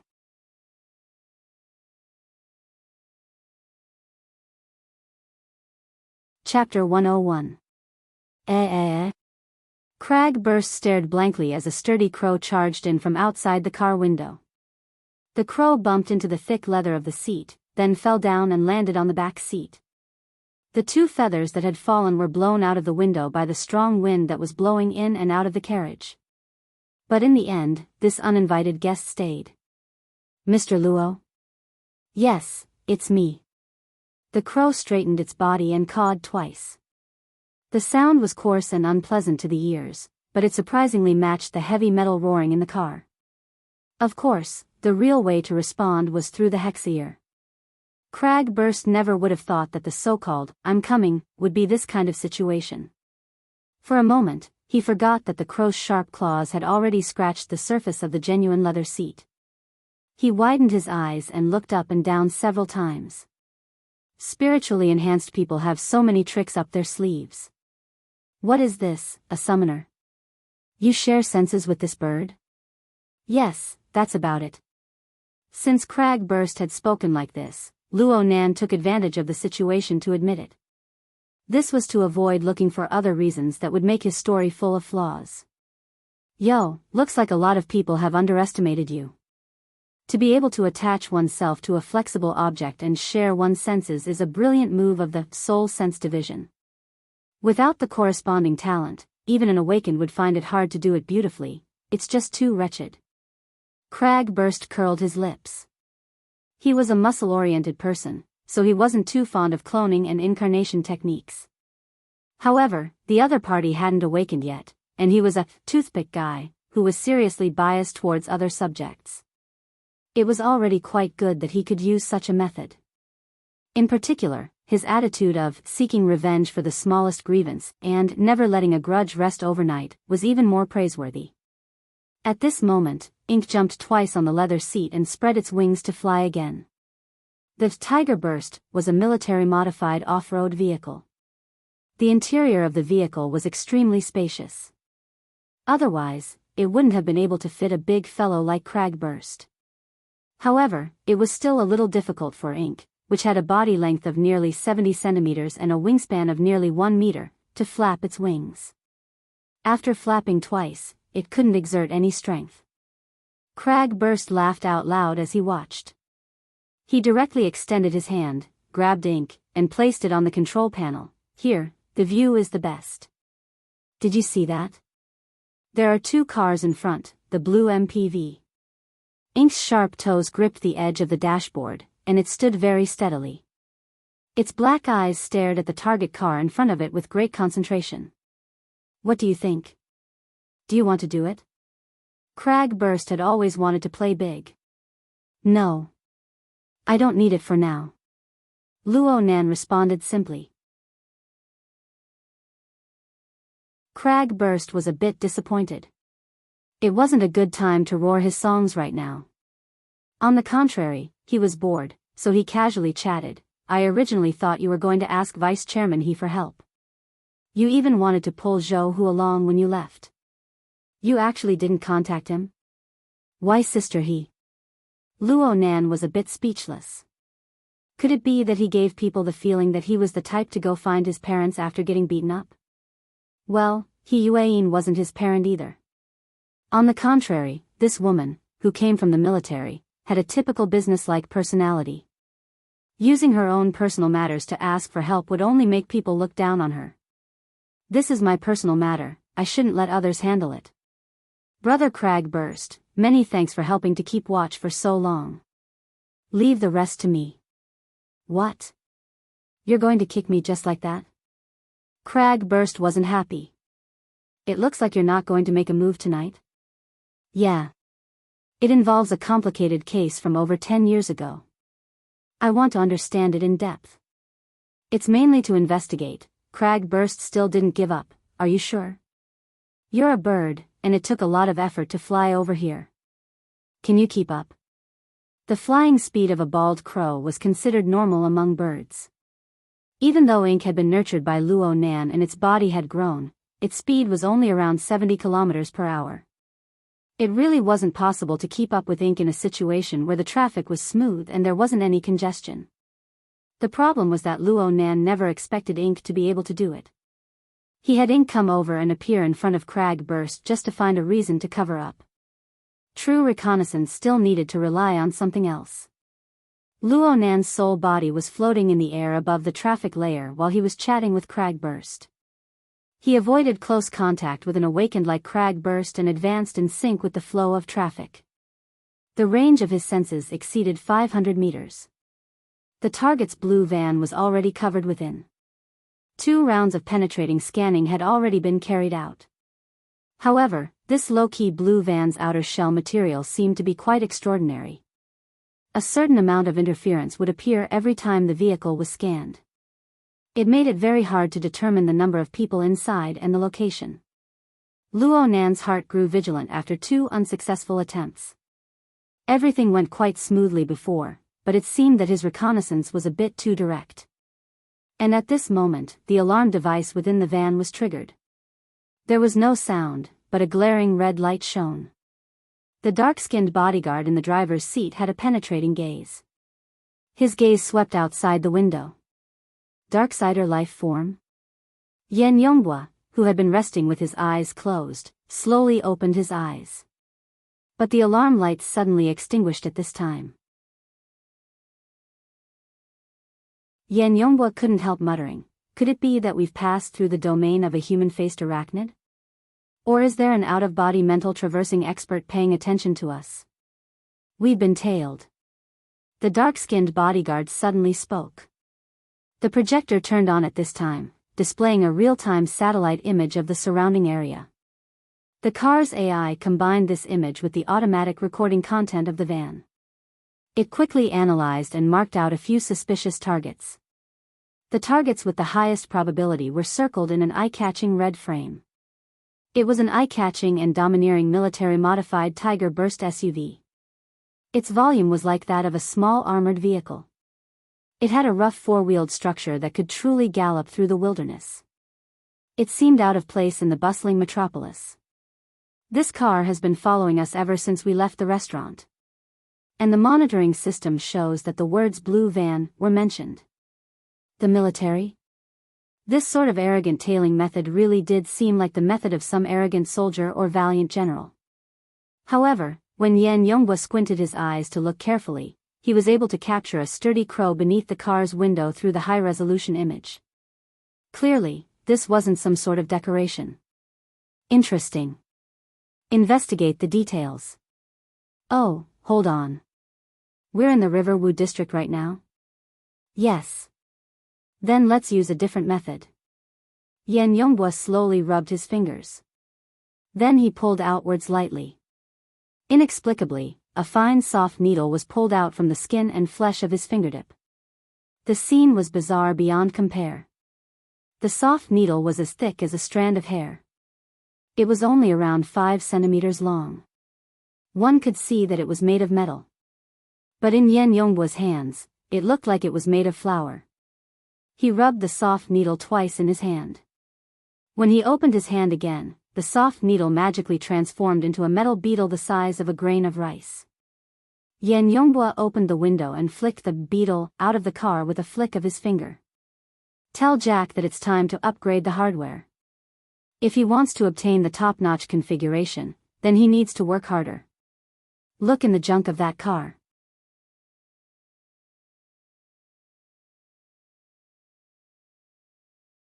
Chapter 102. Let's continue. I'll be your driver for free today. You can treat me later, or you can tell my fortune or something. Can psychics tell fortunes? Telling the location of an enemy. Asking for the location of a goddess. This is also changing fate. Why isn't it called fortune-telling? Cragburst grinned in laughter. He looked down the car window and saw Ink's earnest appearance. He couldn't help but reach out to pinch Ink's neck. Hey, do you feel like you're being petted on the head? Luo Nan wouldn't tell him that Ink was just a cover to coax him. He simply replied, stop messing around. Huh?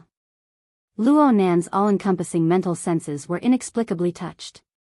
The window of the blue MPV in front had clearly opened up a crack. It was as if something was ejecting out. It was extremely small and its speed was very fast. It collided with the car behind it in practically an instant. Then the senses were interrupted. The Tiger Burst Jeep and the blue MPV were separated by 2 cars. The senses were interrupted twice. When they reappeared, they were already on the hood of the Tiger Burst Jeep. Luo Nan's mental senses always had a resolution problem. This time was no exception. He could only faintly sense that it was a tiny beetle-like object. It seemed to have pierced through the 2 cars in the middle before pouncing onto the Tiger Burst Jeep. Then he completely lost his senses. At this time, all 4 windows of the Jeep rose up, forming a sealed space. Without the whistling of the wind outside, the rumbling of heavy metal was much more ear-piercing. Cragburst was a bit startled. He snapped his fingers, opened the window. The voice control command was given, but the car's AI didn't respond at all. Not only that, but the car even began to slow down and turn. Luo Nan's warning cut in, careful, there's something, F***ck me. I've been bewitched. Cragburst cursed at practically the same time, but he soon calmed down. In the next few seconds, he tried using hand control, voice control, and other methods, but it was useless. The windows couldn't be opened, the speed couldn't be changed, and even the stereo couldn't be adjusted. The car's AI firmly controlled the Tiger Burst Jeep. It turned into a downward trajectory, circling around the skyscraper, and spiraled down. Is it a virus? Cragburst judged. No, it's more like a mechanical bug. Luo Nan spoke of his observations. In any case, someone is controlling it from a distance. Cragburst came up with the most reasonable explanation. We've been discovered.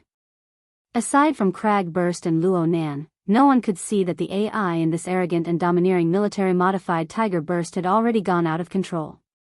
The Jeep moved steadily along with the rolling traffic, but it was getting further and further away from its target. At this moment, Cragburst and Ink were imprisoned in this sealed space. They didn't know where they would be taken. Cragburst stopped all of his attempts to seize back control. He swept his eyes over the constantly changing environment outside the car. His eyes unexpectedly flickered with an exceptionally excited light, and the corners of his mouth perked up once more. He turned his head to Mo Sui. "You must have been discovered, but they are targeting this car. You can continue." As soon as he finished speaking, he heavily elbowed the car window beside him. The tough bulletproof glass instantly exploded into fine cracks like a spider web. If intelligence wasn't enough, violence would make up the difference. Cragburst's eyes didn't even blink when he treated his beloved car in such a manner. He extended his hand and tore down the glass window that was already on the verge of collapse. He casually tossed it into the back seat. His other hand suddenly grabbed ink. He didn't care how the bird struggled, and he simply tossed it out the window. "Go. Don't let me down." Ink was forcefully tossed several dozen meters away, just in time to avoid the downward trajectory of light. It spread its wings just in time to avoid the tragedy of smashing into the glass curtain wall of the building. Luo Nan shouted through the hex ear, "What the hell are you doing? I want to know what they're doing." Cragburst laughed boldly. His bored attitude from before was completely swept away. "You go keep an eye on them first. Keep in touch. I want to see where they can take me." He extended his hand out from the broken window and waved. Then a hoarse and berserk roar rang out, "Smash your chest open. Embrace the gentleness of blood." Oh, ink spiraled within the neon glowing mist. Luo Nan's soul body hovered motionlessly in the center of Ink's spiraling and fluttering axis. 2 seconds ago, the blue jeep carrying Yan Yongbua had left the range of his senses. Actually, if he really wanted to give chase, he could easily catch up to them with the speed of his soul body flying through space. However, so what if he caught up? The anti-reconnaissance equipment on the jeep raised Luo Nan's vigilance greatly. If he continued to forcefully chase after them, not only would he alert the enemy, but he would also expose his identity and abilities. Luo Nan's thoughts spun rapidly, and he made a decision in the blink of an eye. Cragburst was clearly worth paying more attention to. Yan Yongbua had taken the initiative to help. Right now, the jeep had gone out of control and Luo Nan was in danger. Luo Nan would feel uneasy if he didn't help. Also, Luo Nan was quite concerned about that mechanical bug. Luo Nan's soul body suddenly descended, carrying Ink as it chased behind the Tiger Burst jeep. The Tiger Burst jeep maintained a stable speed, and its direction was the same from start to finish. The jeep continued to descend after changing tracks twice to switch traffic layers. The tyrannical body of the jeep continuously ran parallel to several low-altitude public transport vehicles. They intersected and plunged head-first into the suddenly dimmed layer. The jeep passed through the dividing line between light and darkness. The clamor of the metropolis was suddenly separated by a layer in everyone's senses. Even the heavy metal vibrating within the jeep seemed to be rendered with a layer of irritation. The jeep's headlights cut through the outer walls of the surrounding buildings. The damaged outer walls, the messy graffiti, and some suspicious black and red colors converged together. The recycling layer, due to the phototaxis of living things, people would always yearn for areas with fresh air and sunlight. This was especially true in the bustling area of the city center. The skyscrapers were dense, and the low-altitude transportation network extended in all directions. The residents of the city would go up and down. Sometimes, they wouldn't truly set foot on the ground for several years. A low-altitude public transport 30 meters above the ground was already the limit for most people to descend. This was how the high-altitude race got their name. The problem was that Xia City was an enormous city with a population of 200 million. It never had the qualifications to waste space. It was inevitable that there would be some people within the population of 200 million who had to survive in the dark and damp space of the lower levels. Without a doubt, this was the slum of the modern city. It was the recycling layer that specialized in disposing of the city's trash. To a certain degree, it was also a place where gangs gathered outside the law. The Tiger Burst jeep roared as it charged down from the upper levels. It practically instantly attracted the gazes of a large number of professionals in this gloomy space. A sharp whistling sound rang out. Between the buildings, within the ever-narrowing alleys, high-powered modified motorcycles started up one after another. They sped along at high speed. People of all shapes and sizes on the motorcycles brandished malevolent spiked clubs, chains, and of course, firearms. They howled and cursed at the jeep that was still advancing along the light rail in midair. At the same time, they were also looking forward to it.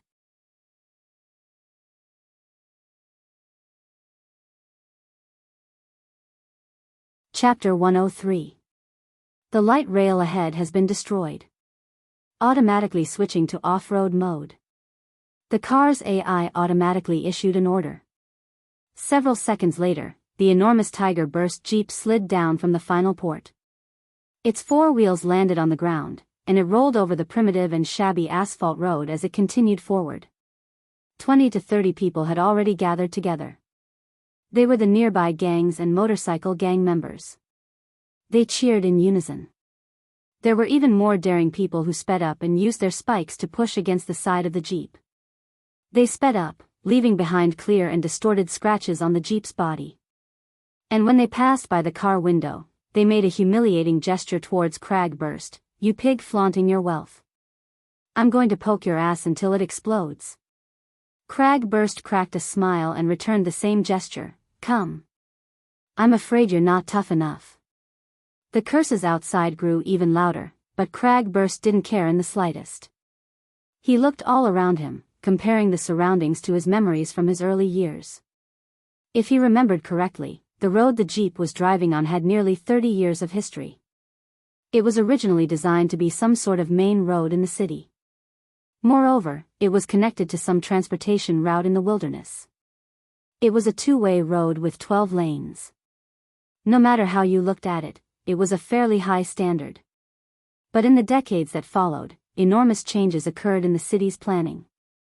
Countless skyscrapers rose from the ground, and their shadows covered the road from all sides. The buildings protruded horizontally, cutting the enormous road into fragments. They completely covered the sky above the road. Following the complete abandonment of the management of the recycling stratum, this road could only be submerged in the layers of shadows of the skyscrapers. The illegal buildings of the surrounding residents wantonly covered both sides of the road. At this moment, there were countless eyes within those grotesquely shaped buildings. They stared intently at the Jeep that whistled past. It was hard to understand what they meant. So many years have passed and this damned place is still a mess. What are the gangs in charge of this area doing? Crag Burst placed his arm across the empty car window frame and shouted towards the outside, "Hey, whose territory is this? Don't you guys usually clean up?" The gang members outside the Jeep paused for a moment. Then their threats and curses grew louder by more than 10 times. There were already people who couldn't bear it any longer. They drove their motorcycles closer, and the sound of air being cut rang out. A thick and long steel chain lashed through the car window. It was a force that could split a person's skull open. Crag Burst just lifted his arm and let the chain smash against it. He even coiled it twice before swinging it slightly. The person who attacked was like a kite that had lost control. He flew from his beloved high-displacement motorcycle and was smashed horizontally. This was too ruthless. The motorcycles at the back couldn't dodge in time. In an instant, half of the motorcycles were flipped over. It was a mess. Modified humans. No one knew who shouted this, but the motorcycles that accompanied them all the way dispersed.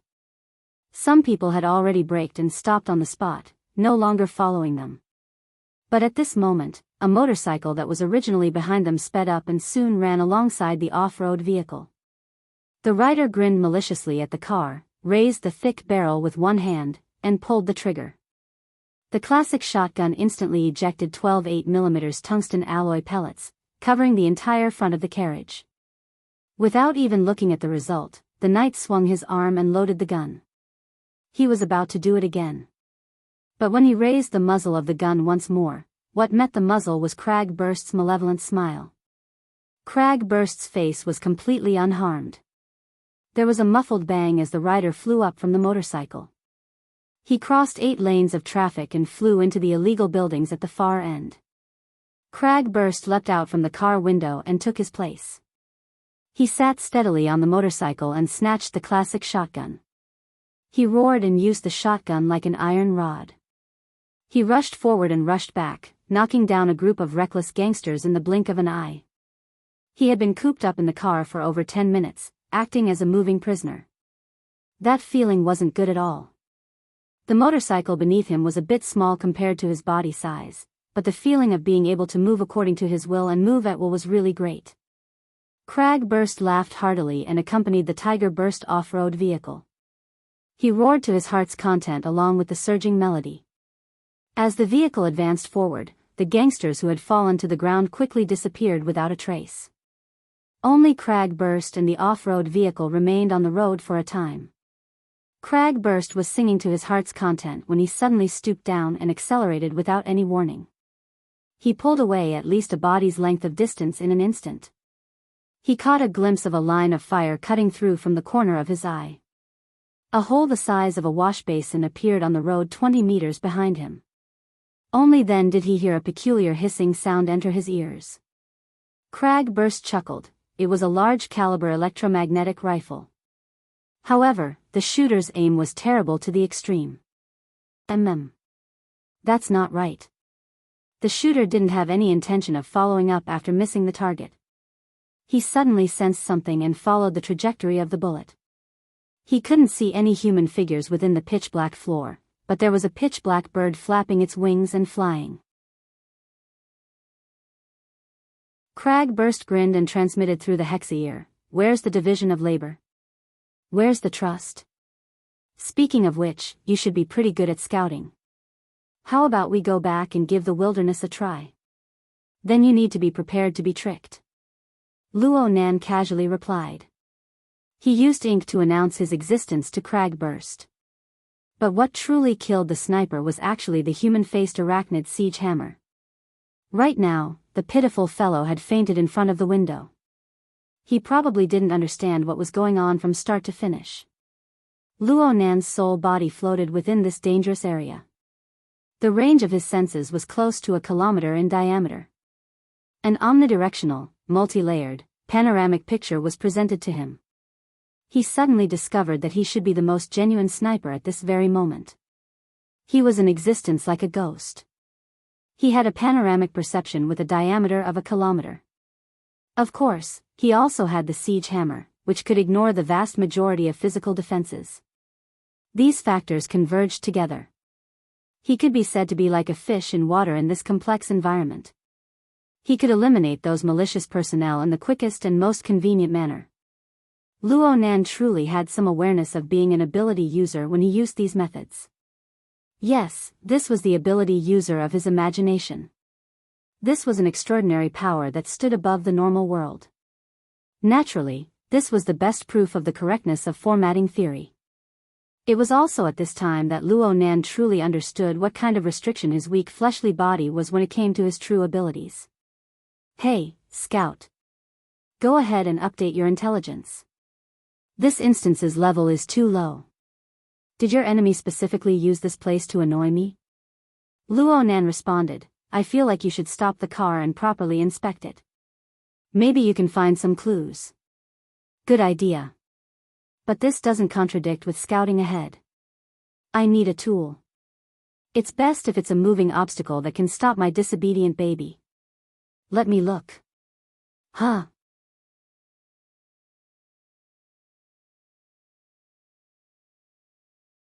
Chapter 104. Cragburst's military-modified Tiger Burst SUV was an extremely astonishing vehicle for personal transportation. It could run over the heads of ordinary private cars in its off-road mode. However, the big fellow that had just run into the range of Luo Nan's mental senses could completely replicate a similar scene onto the Tiger Burst SUV. 5 seconds after Luo Nan discovered it, the enormous shadow that slowly pressed over finally attracted Cragburst's attention. The enormous size of the shadow caused Cragburst, who had been wild and fearless the entire time, to gape subconsciously. He forgot to speak for a time. It was a super-heavy road roller. It was over 5 meters tall, and its enormous body occupied 2 car lanes horizontally. It was completely the willful piling of industrial power. Just the vibrating wheels in front of it already exceeded the roof of the Tiger Burst SUV. Perhaps this big fellow was a large tool used in the construction of this main road back in the day. Its appearance was already extremely old. The driver's compartment was already missing its top, and its entire body was covered in grotesque graffiti. However, it had undergone certain modifications. Long and sharp blades were installed on both sides of the vibrating wheels. This allowed it to cover the width of over 4 car lanes. The weight of the vehicle was at least 50 tons. The already damaged asphalt road became even more tragic under the effect of the vibrating wheels as it drove past. Of course, the antique road roller's speed was very ordinary. It definitely didn't exceed 30 kilometers per hour. If the SUV were to turn around, it would be completely easy for this old fellow to eat the dust behind it.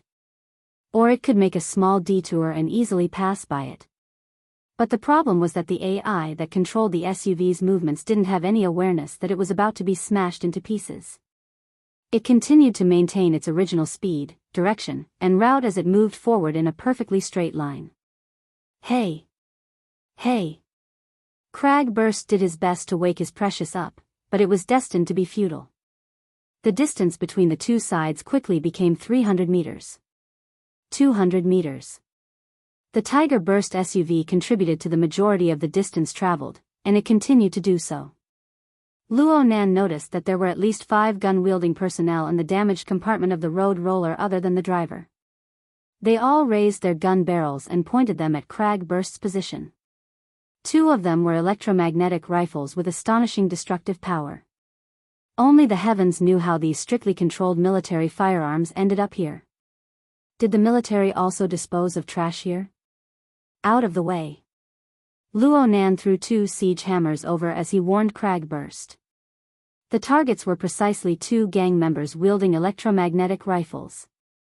One of them fell to the ground and fainted. But a bewitching red light suffused the eyes of the other person. He was actually completely unaffected. He quickly adjusted the muzzle of his gun, and flames exploded on it. The metal bullet carried a terrifying initial speed. It crossed a distance of several hundred meters in an instant, directly piercing through the location of Luo Nan's soul body. This shot did not touch anything substantial, but it truly gave Luo Nan a fright. The other party's spiritual sense was very sharp, and his judgment was very accurate. What was even more inconceivable was that he was immune to the siege hammer.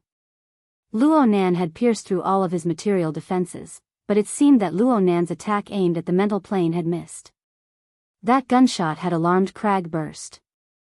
The other 3 firearms had already opened fire at this time. They were old-fashioned gunpowder weapons that were commonly seen in the black market. Their power was quite astonishing. Cragburst cursed loudly. The motorcycle suddenly sped up and swerved outwards, dodging the whistling rain of bullets. It narrowly brushed past the twisted blades of the road roller. Luo Nan was left behind. Cragburst let the motorcycle run away crookedly. Cragburst jumped up, and his strong body easily leapt over 4 meters into the air. He directly stepped onto the cockpit of the road roller and smashed it with a heavy fist. The driver was sent flying from the other side. Only now did the others adjust their muzzles. But no one was able to block Cragburst's fist. They fell from the road roller one after another.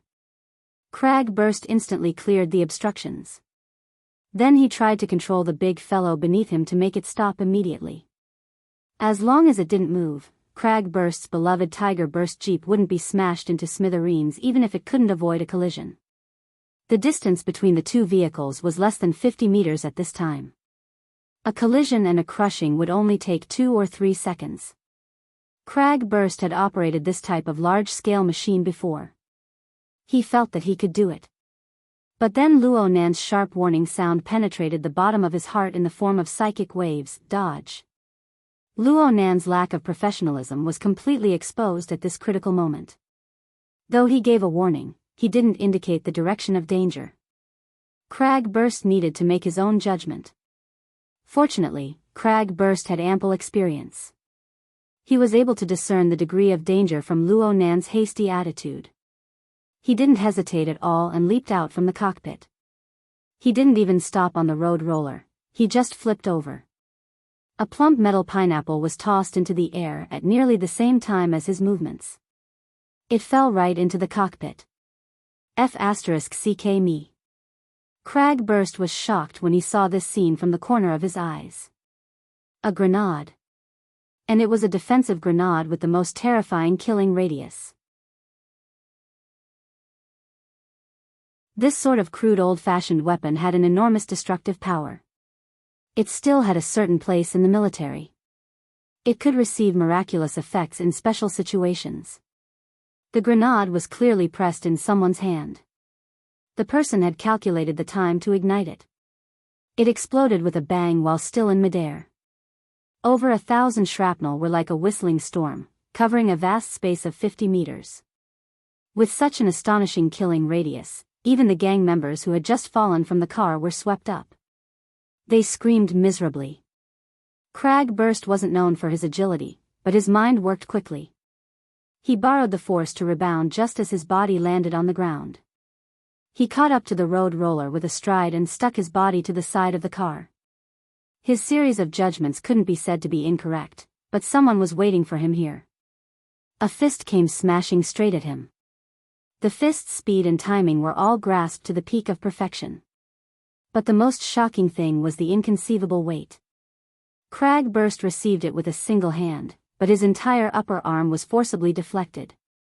He could only watch helplessly as the heavy fist smashed into the side of his face. Crag Burst soared into the air amidst the flying shrapnel and tumbled to a spot a dozen meters behind the road roller. An enormous rumbling sound came from right in front of the road roller at this time. The 5-ton Tiger Burst Jeep collided with the 50-ton road roller at a speed of nearly 100 kilometers per hour. The former's kinetic energy was reduced to zero in an instant. The front of the car caved in and parts exploded in the air. It was a tragic sight to behold. Although the road roller didn't immediately roll over the Jeep, it maintained its previous speed after a slight pause. It continued to push the scrapped Jeep forward. More and more parts of the Jeep were swept up by the vibrating wheels. It seemed that the most miserable fate was unavoidable. Luo Nan had witnessed everything that had happened before and after the road roller. He was stunned for a time. But at this moment, his attention was placed on the person who had caused all of this. Yes, it was the person who had ignored the human-faced arachnid siege hammer attack. The person who had played dead when Crag Burst boarded the car. Then the person who had tossed out a defensive grenade and seized the opportunity to strike Crag Burst down with a heavy punch. Now the person had jumped from the road roller onto the Tiger Burst Jeep.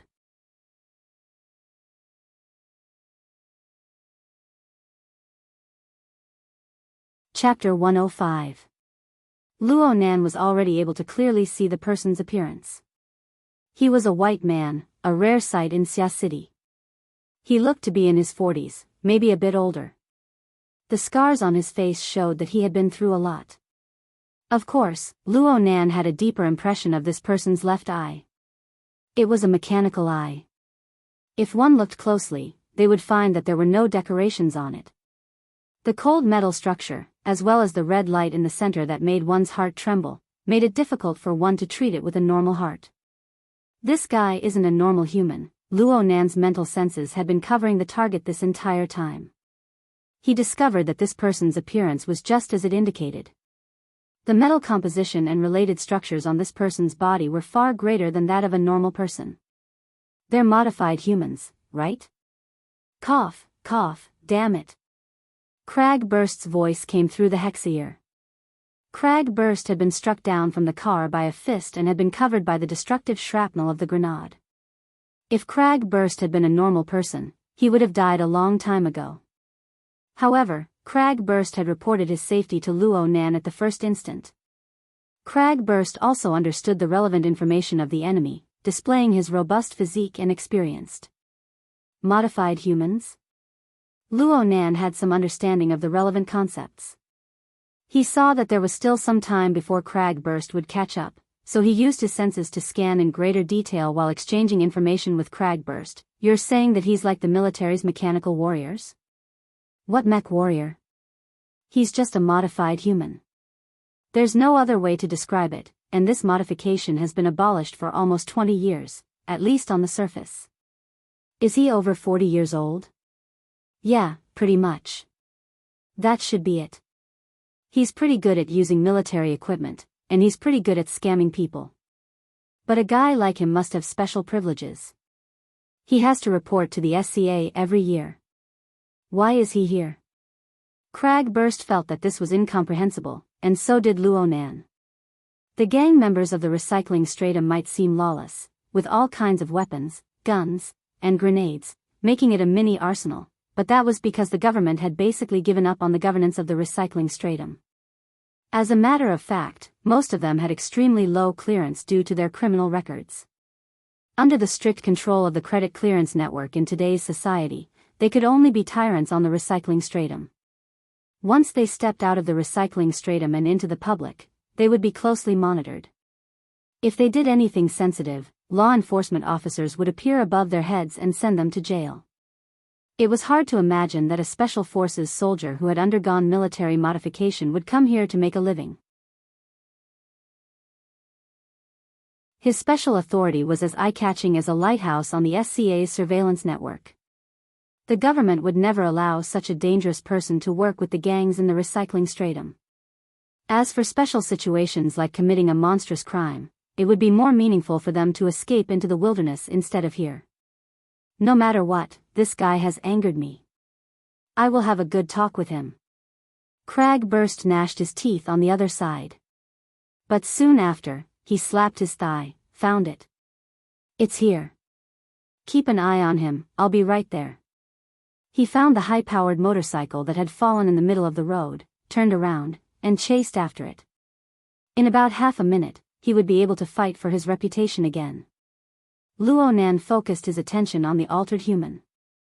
Actually, Luonan was more interested in this person's current behavior than in identifying his identity. After striking down Cragburst, the altered human arrived atop the heavily deformed jeep. It tore apart the roof and entered the driver's compartment, which could no longer be seen. Next, the altered human smashed the control panel with a punch. He extended his hand inside and fished for something. Luonan couldn't help but associate this scene with the loss of control of the car's AI and the metal bug ejected from Yen Yongbua's car. Without a doubt, Yen Yongbua had done something to the jeep. His methods were certainly closely related to the metal bug that had sunk into the jeep. From then on, the development of the situation deviated from the normal track. And right now, this altered human seemed to be acting as a liaison, a recycler, retrieving the metal bug. This kind of behavior was quite compatible with the recycling stratum. And from this point of view, perhaps the metal bug was a very crucial thing. Perhaps it involved some deep secrets of Yen Yongbua's? Luonan's mental senses became even more meticulous when he thought of this. Though his soul body couldn't do much right now, he wanted to lock onto the target of the other first before considering his next step. The altered human was certainly aware of his detection, just like how he had sensed the siege hammer. However, his thirst for his target clearly surpassed everything else. He just raised his head and shot a cold glance, but he didn't actually lock onto Luonan's position. He just continued to lower his head and search. Suddenly, the altered human's arm that had extended into the control panel paused for a moment. His cold and stiff face had a change, forming into a slightly sinister smile. Then he pulled his hand out. His fingertips were pinched with a metal bug the size of a grain of rice. It was motionless right now, more like a work of art than a tool. The altered human raised the metal bug before his eyes. It was like he was looking at a treasure, carefully sizing it up. The smile on his face deepened with every glance. The intensity of the red light in his mechanical eyes continued to grow. Luonan took advantage of the metal bug's appearance to use his mental senses to cut across its surface in an attempt to understand its internal structure. But he discovered that it wasn't easy to balance distance and precision at the same time. He was separated by a distance of over 100 meters, and the precision of his senses was at most on the millimeter level. It was already very difficult for him to analyze the interior of the jeep. Right when Luo Nan was considering whether or not he should get a bit closer, a high-powered motorcycle rumbled from behind the road roller. Soon, it circled around the reamer and ran alongside the deformed jeep. Cragburst gave a provocative gesture to the driver's seat atop the motorcycle. "Hey, come at me again if you have the guts. I'll let you use only one hand." The altered human's smile faintly faded. His ice-cold mechanical eyes cut to Cragburst's side, but he didn't immediately respond. Cragburst's provocation continued, but it was mixed with something else. Cragburst, used to be from District 55 of the Coastal Garrison. Give me your name. I'll burn incense for you later. The altered human's lips and teeth opened and closed slightly within the jeep's driver's seat. He spoke for the first time, but the feeling was that he was mocking Cragburst. "A soldier, you're not?" Cragburst discovered that there was a problem with his judgment, so there was no need for him to be polite. He was just about to exert his strength to leap and attack. But in the next moment, his opponent made an odd move. The altered human opened his mouth and stuck out his tongue. He placed the metal bug between his fingers on it, rolled it up, and sent this toy into his mouth. There was even a clear swallowing motion. He actually swallowed the metal bug.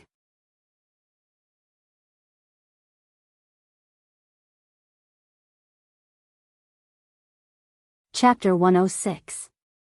As soon as he finished speaking, Black Jack leaped up and jumped down from the other side of the cockpit. His timing was perfect. At that moment, the road roller pushed the jeep to the place where the gang member's car had been flipped over. At that moment, the group of people had yet to leave. They stayed in the middle of the road and looked at the road roller that was moving slowly towards them. At first, they were dumbfounded. Then, they shouted and wanted to drive their motorcycles around it. But at that moment, Jack jumped down from the jeep and grabbed a motorcycle. He then sped up, circled around the other side of the blade, and sped back in the direction he came from. "You were a boss just a second ago, and now you're dodging?" Cragburst cursed loudly. He lifted the front wheel of the motorcycle and forcefully made a U-turn. The motorcycle scraped dangerously past the twisting blades, and then the engine roared as it accelerated in pursuit. The speed of the two motorcycles was more than 100 kilometers per hour. In the darkness of the night, they disappeared in the blink of an eye. It wasn't a problem for Luo Nan's soul body to chase after them, but Ink had some difficulties. The two motorcycles had already driven out of his range of senses during his moment of hesitation, and they chased after them.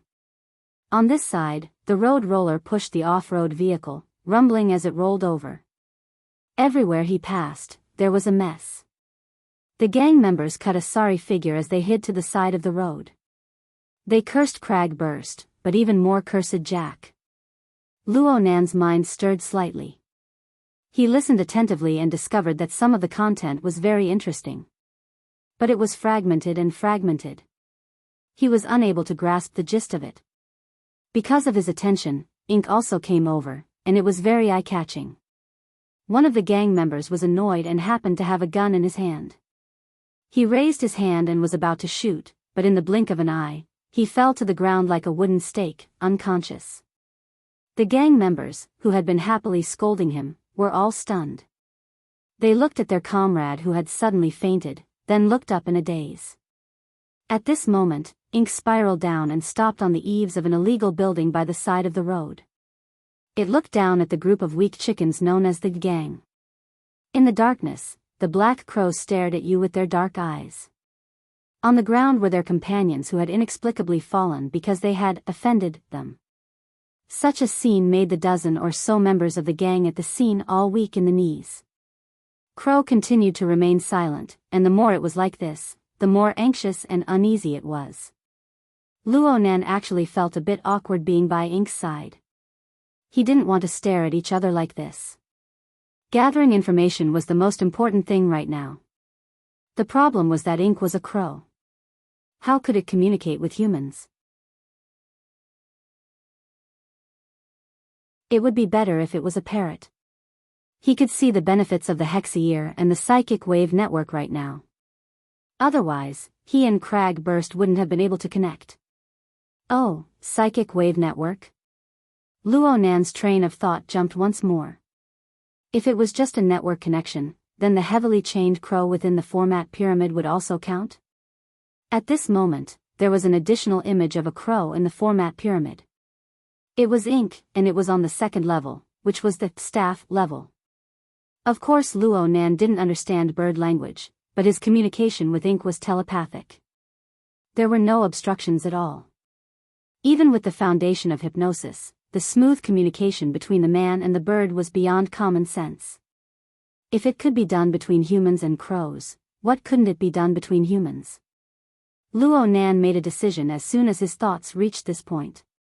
First, he needed to establish a connection and use the heavily chained crow.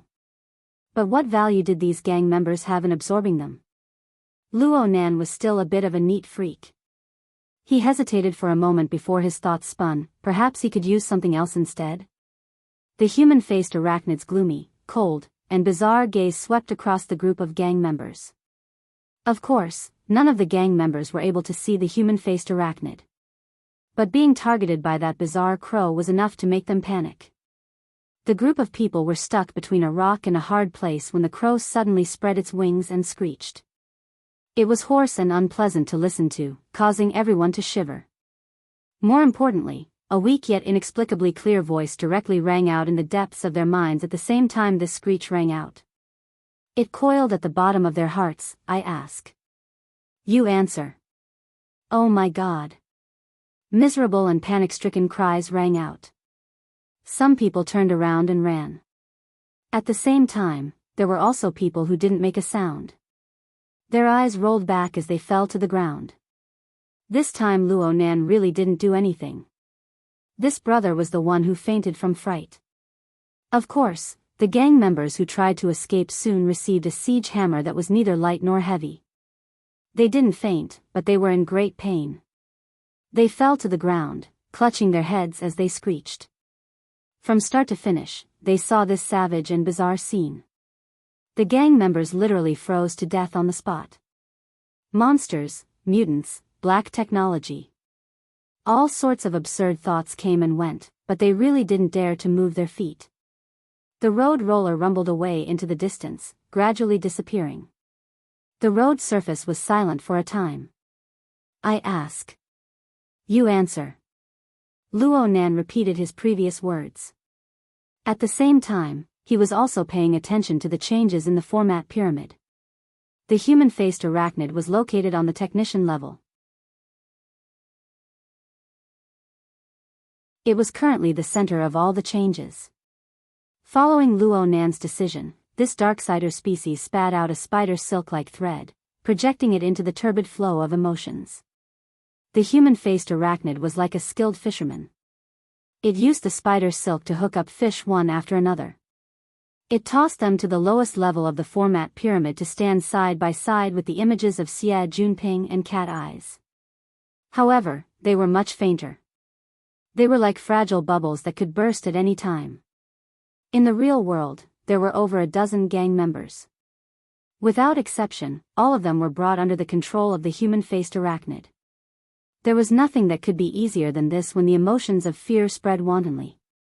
As the mastermind behind the scenes, this was the first time Luo Nan saw how the human-faced arachnid controlled its target. He was stupefied for a time, so it was actually this simple?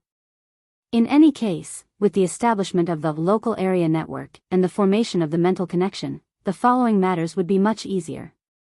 A spiritual wave was transmitted from the Hexier approximately 2 minutes later. Cragburst had taken the initiative to contact him. Fuck. Scout, where have you been? Luo Nan was able to guess the result just by listening to the emotions in her voice. You lost them? That black rat. He can't do anything else, but his ability to dig holes in alleys is top-notch, and he even shot from the back. Hey, where's the scouting ahead? Your speed is over 100. I can't keep up. Of course, Crow wasn't able to keep up. Luo Nan obviously wouldn't explain this to Cragburst. F***CK, F***CK, F***CK, F***CK. Cragburst let out a string of expletives. You need to pick a useful one for your spirit attachment. You need to be fast. Something like a peregrine falcon or a spear falcon. Aren't they all good? What's with a crow? Luo Nan didn't get angry despite Cragburst's complaints. The more Cragburst complained like this, the more it showed that this big guy who came from the military didn't treat Luo Nan as an outsider. Moreover, Cragburst began to trust and rely on Luo Nan's abilities. This was a very good start. Sure enough, Cragburst came to his senses and felt embarrassed. He coughed twice. Since I know you have this ability, I'll help you buy a good bird from the society later. As long as the price is right, it's not impossible to get a mutant. Sure. You can help me pick one later.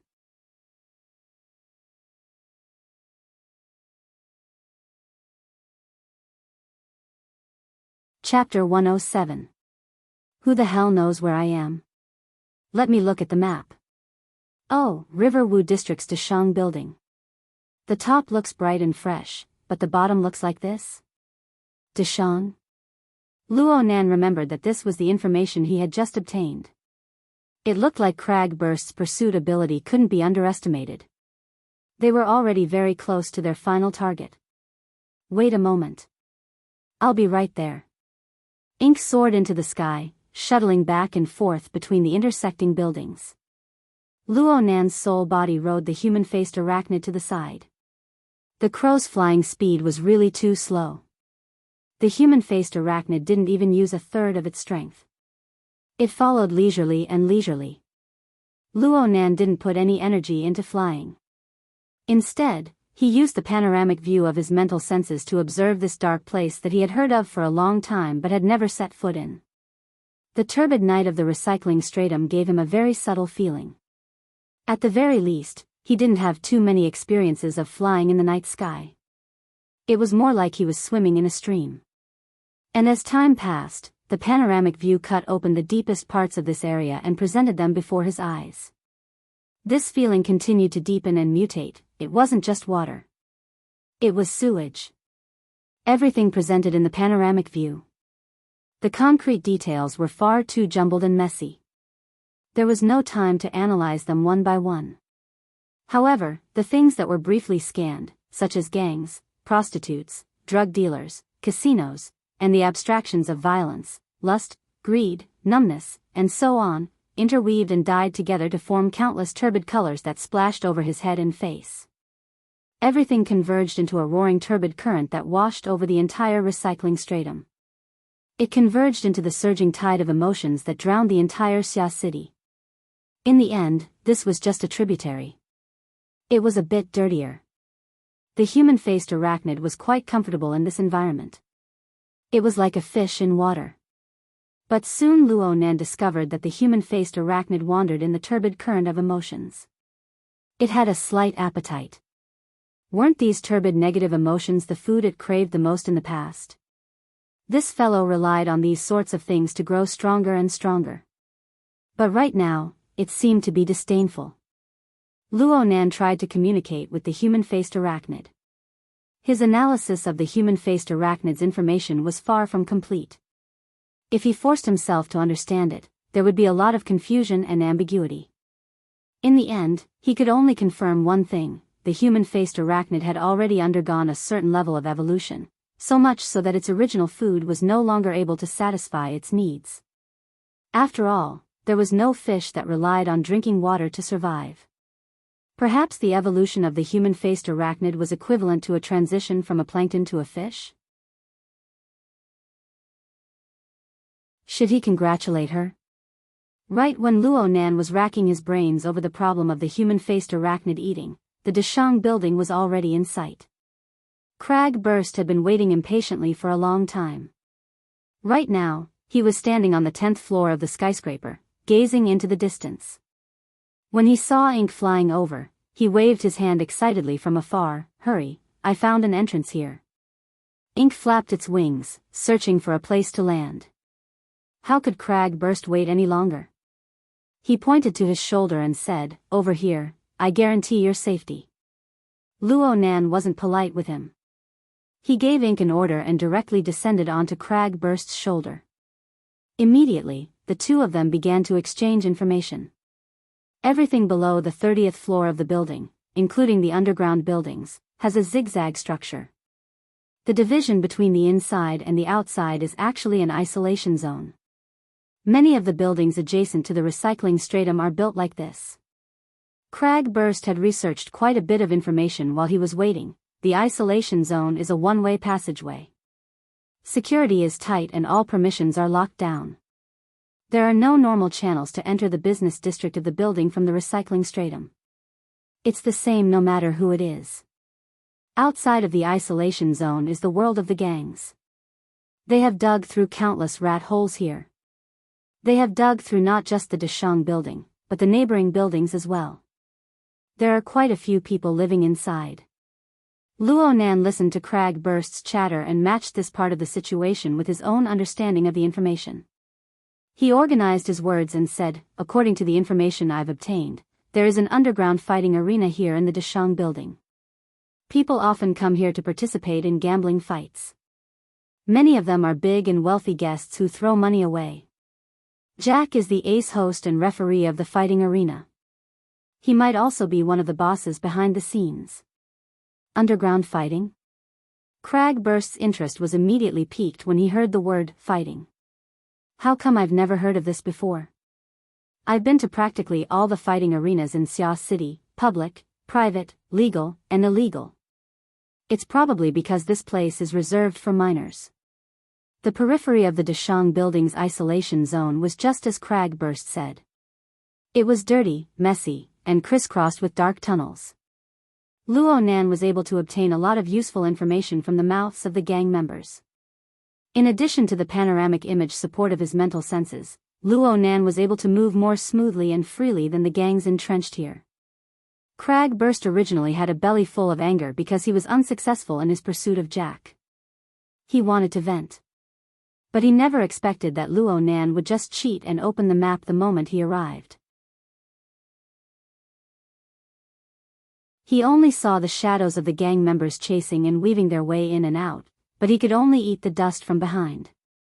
The number of people he actually met was few and far between. It was hard for him to put his strength to use. He wasn't an idiot. Naturally, he could feel that Luo Nan wasn't just using the crow to scout. Instead, Luo Nan had a higher level of perception at play. Good boy.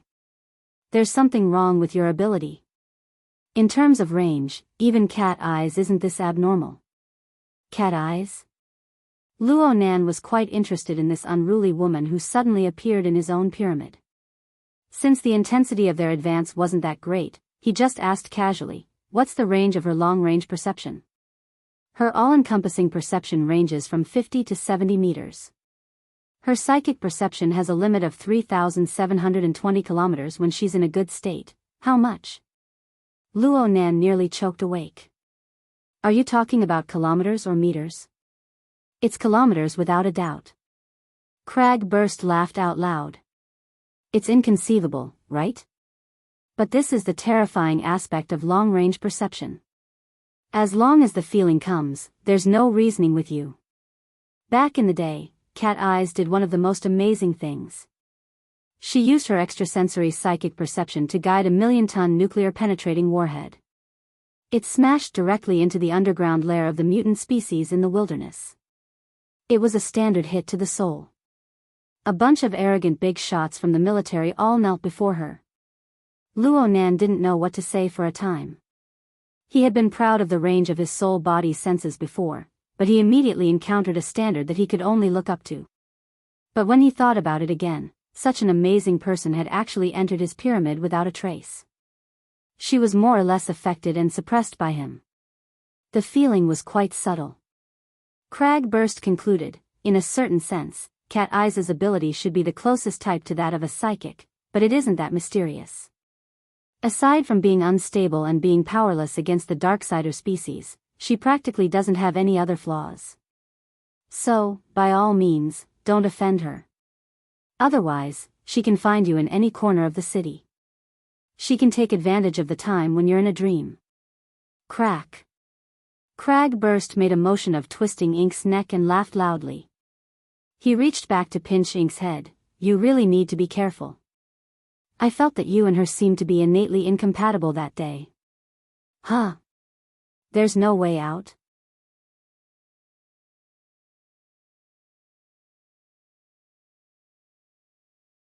Chapter 108. The other side of the wall is the quarantine area. There's also an underground fighting arena. Cragburst couldn't see anything other than the white wall. But Luo Nan was different. His soul body had already passed through the wall. He had gone in and out of the building countless times. He was probably more clear about the layout inside than the designer. He combined the information he obtained earlier and explained to Cragburst. Originally, the quarantine area didn't allow for any other arrangements aside from surveillance and defense systems. But the management of the building made modifications in order to ensure the size of the area and the viewing effect.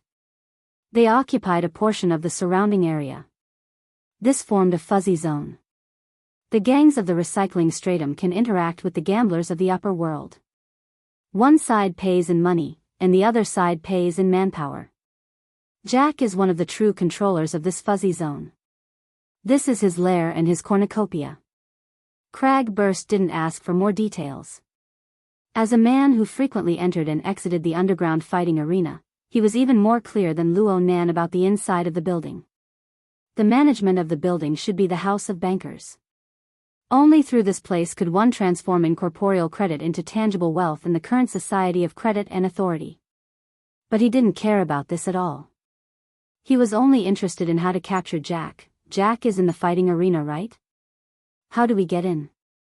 Do we smash a passageway out? Cragburst was a bit eager to give it a try. This is a passageway. It's used for emergency evacuation. The design is that it can only be opened from the inside. Luo Nan let ink flap its wings to wake up this bro whose brain was filled with violence. The problem was that it was completely ineffective. Roar roar. Let's be a bit more direct. Watch me. No. Wait. Wait a few more seconds.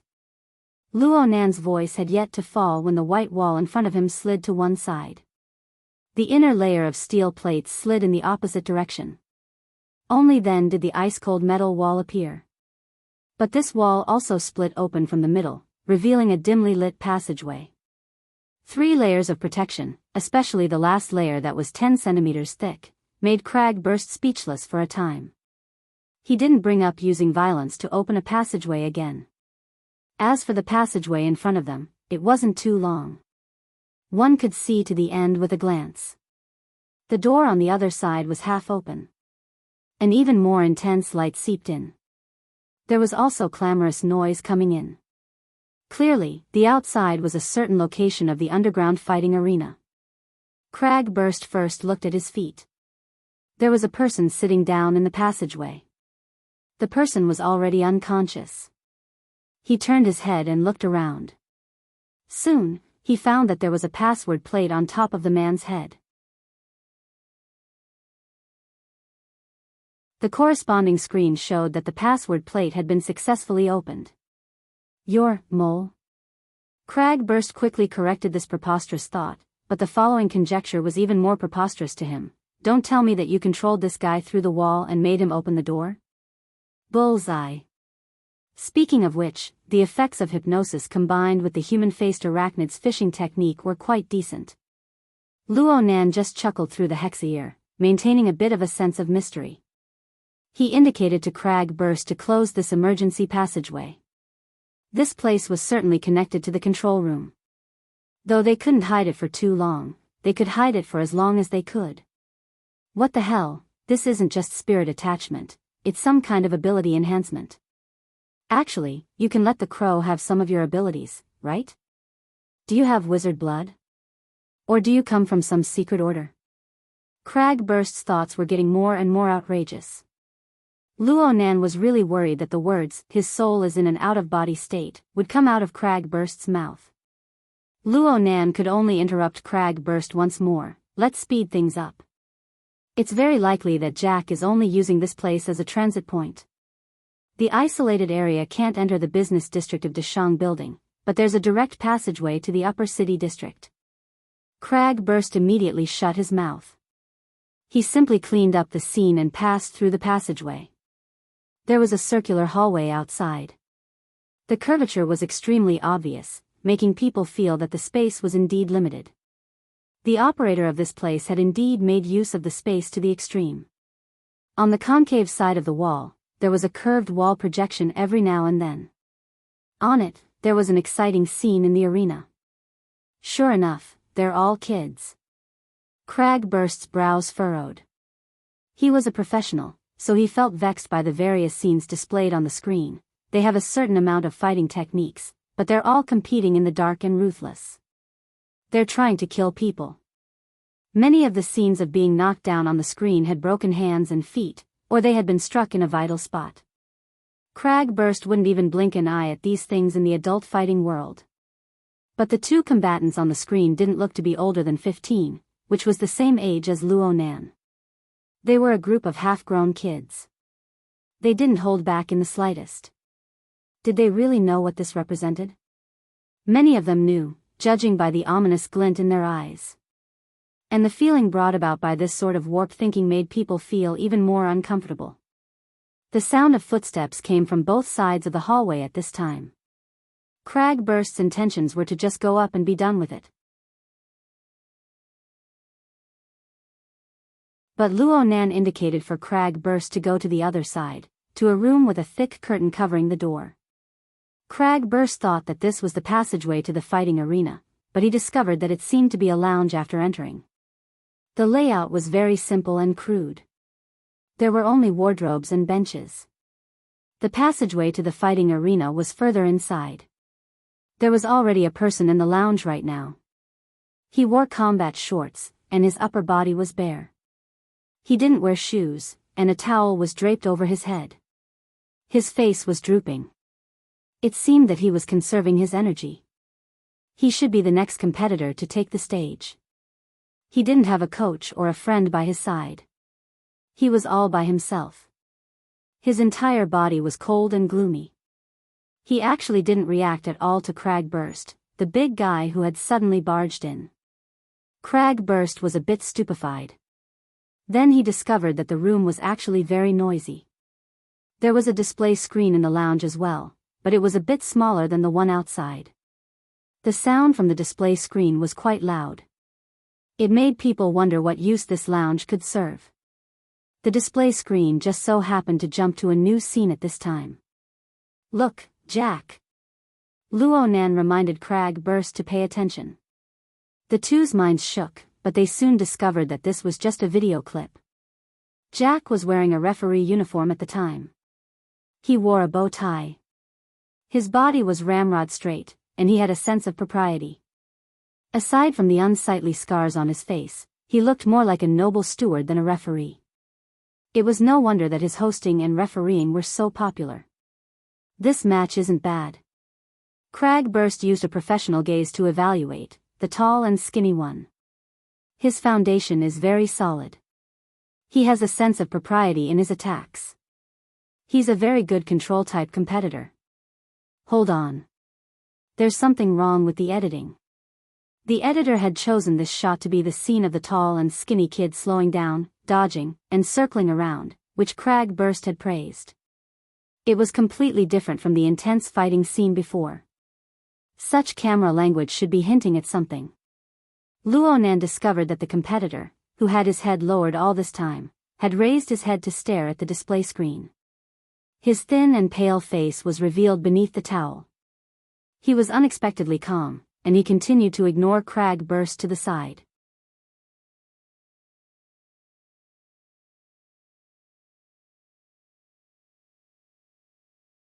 Chapter 109.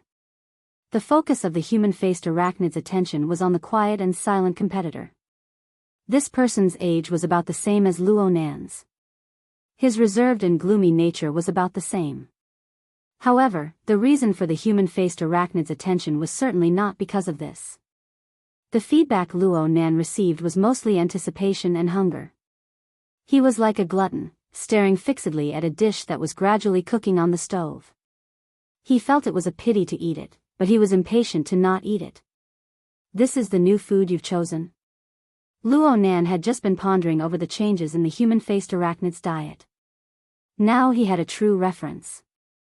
He couldn't help but spend a bit of energy to pay attention, but how could he understand it in a short period of time? And at this moment, the camera turned. The strangely edited match ended, and there was even a post-match scene next. The two competitors stood in the center of the fighting stage, and Jack stood between them. It seemed that it was time to announce the victor.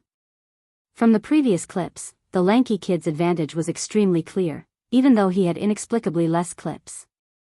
He displayed an astonishing level of control. However, Jack wasn't in a hurry to announce the victor. He lowered his head to look at his watch.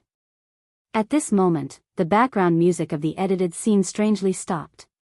This caused the sharp whistles and whistles from all four sides of the stands to grow louder, more clamorous, and more deafening. Finally, Jack made a move. He spread his arms, but he didn't act like a normal referee, grabbing the competitor's hand. Instead, he wrapped his arms around the shoulders of the two teenagers. It looked extremely intimate. But at this moment, the children's bodies went rigid. Jack wasn't in a hurry to announce the victor. Instead, he spoke like he was reciting a poem. His voice passed through a miniature microphone and spread throughout the entire arena. As the referee, I must judge fairly. This is a conservative fight. The screams from the stands suddenly rose to a whole new level.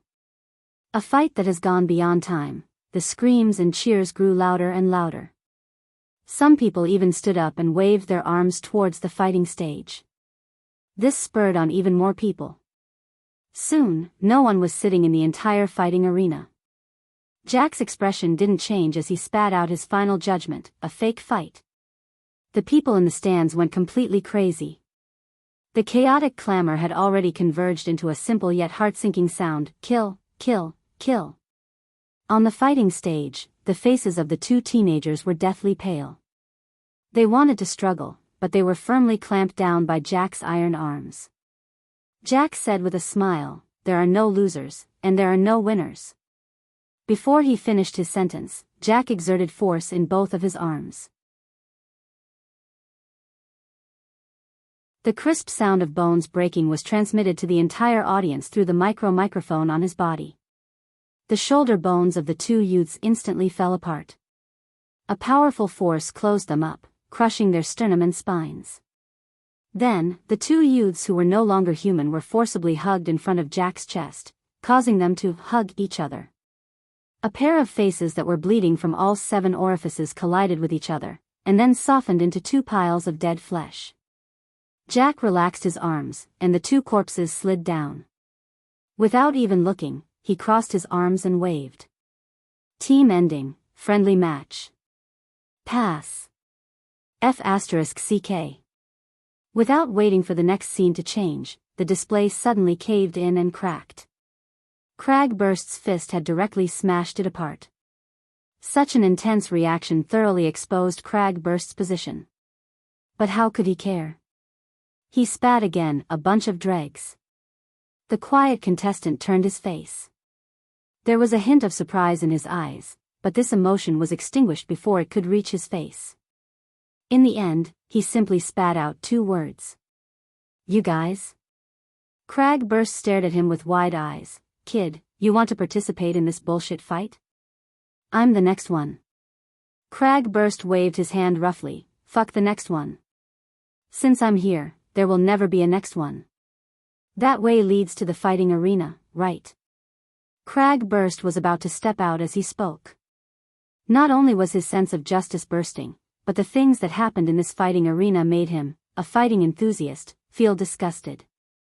Luo Nan helplessly called for Cragburst to stop when he saw that Cragburst was about to smash the fighting arena to pieces.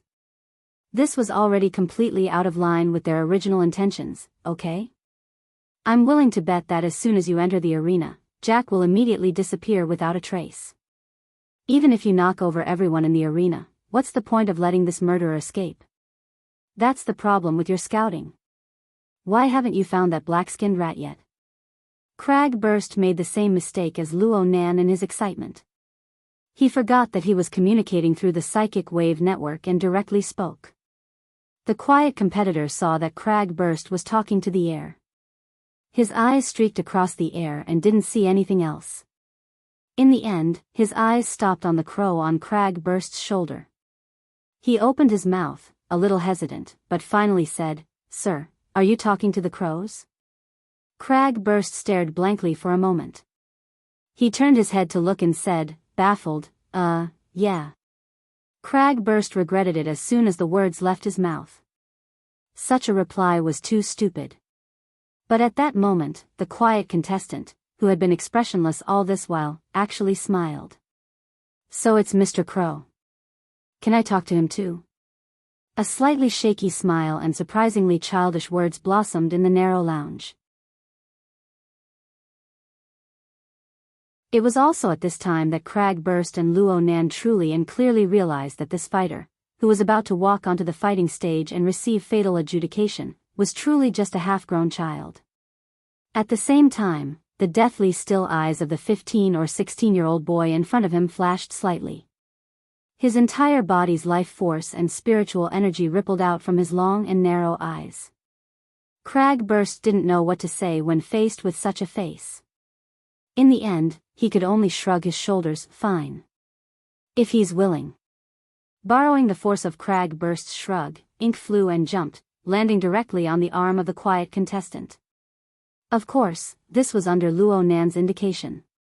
"Oh." The quiet contestant was delighted by Ink's intelligence. Then he slightly straightened up and bowed very solemnly toward Ink. "My name is Roy One. They call me Marauder, but I'm nothing more than a crow. This is my 100th match, and it's also my last match. I hope that Mr. Crow can give me his blessings." This time, there were a few more words. Luo Nan discovered that the quiet contestant was called Roy One, right? His voice was quite special. It seemed that his voice hadn't gone through puberty yet. There was a bit of sharpness within the hoarseness, and there was a natural resonance of breath. It was very unique. It made people feel that if he were to sing, he would be quite good. That, Cragburst didn't quite understand. He tried to interrupt but was stopped by Luo Nan. This sort of feeling was far too familiar. The current Roy One was the same as Luo Nan many times. He was completely trapped in his own circle, forming his own logic. There was no need to forcefully break it.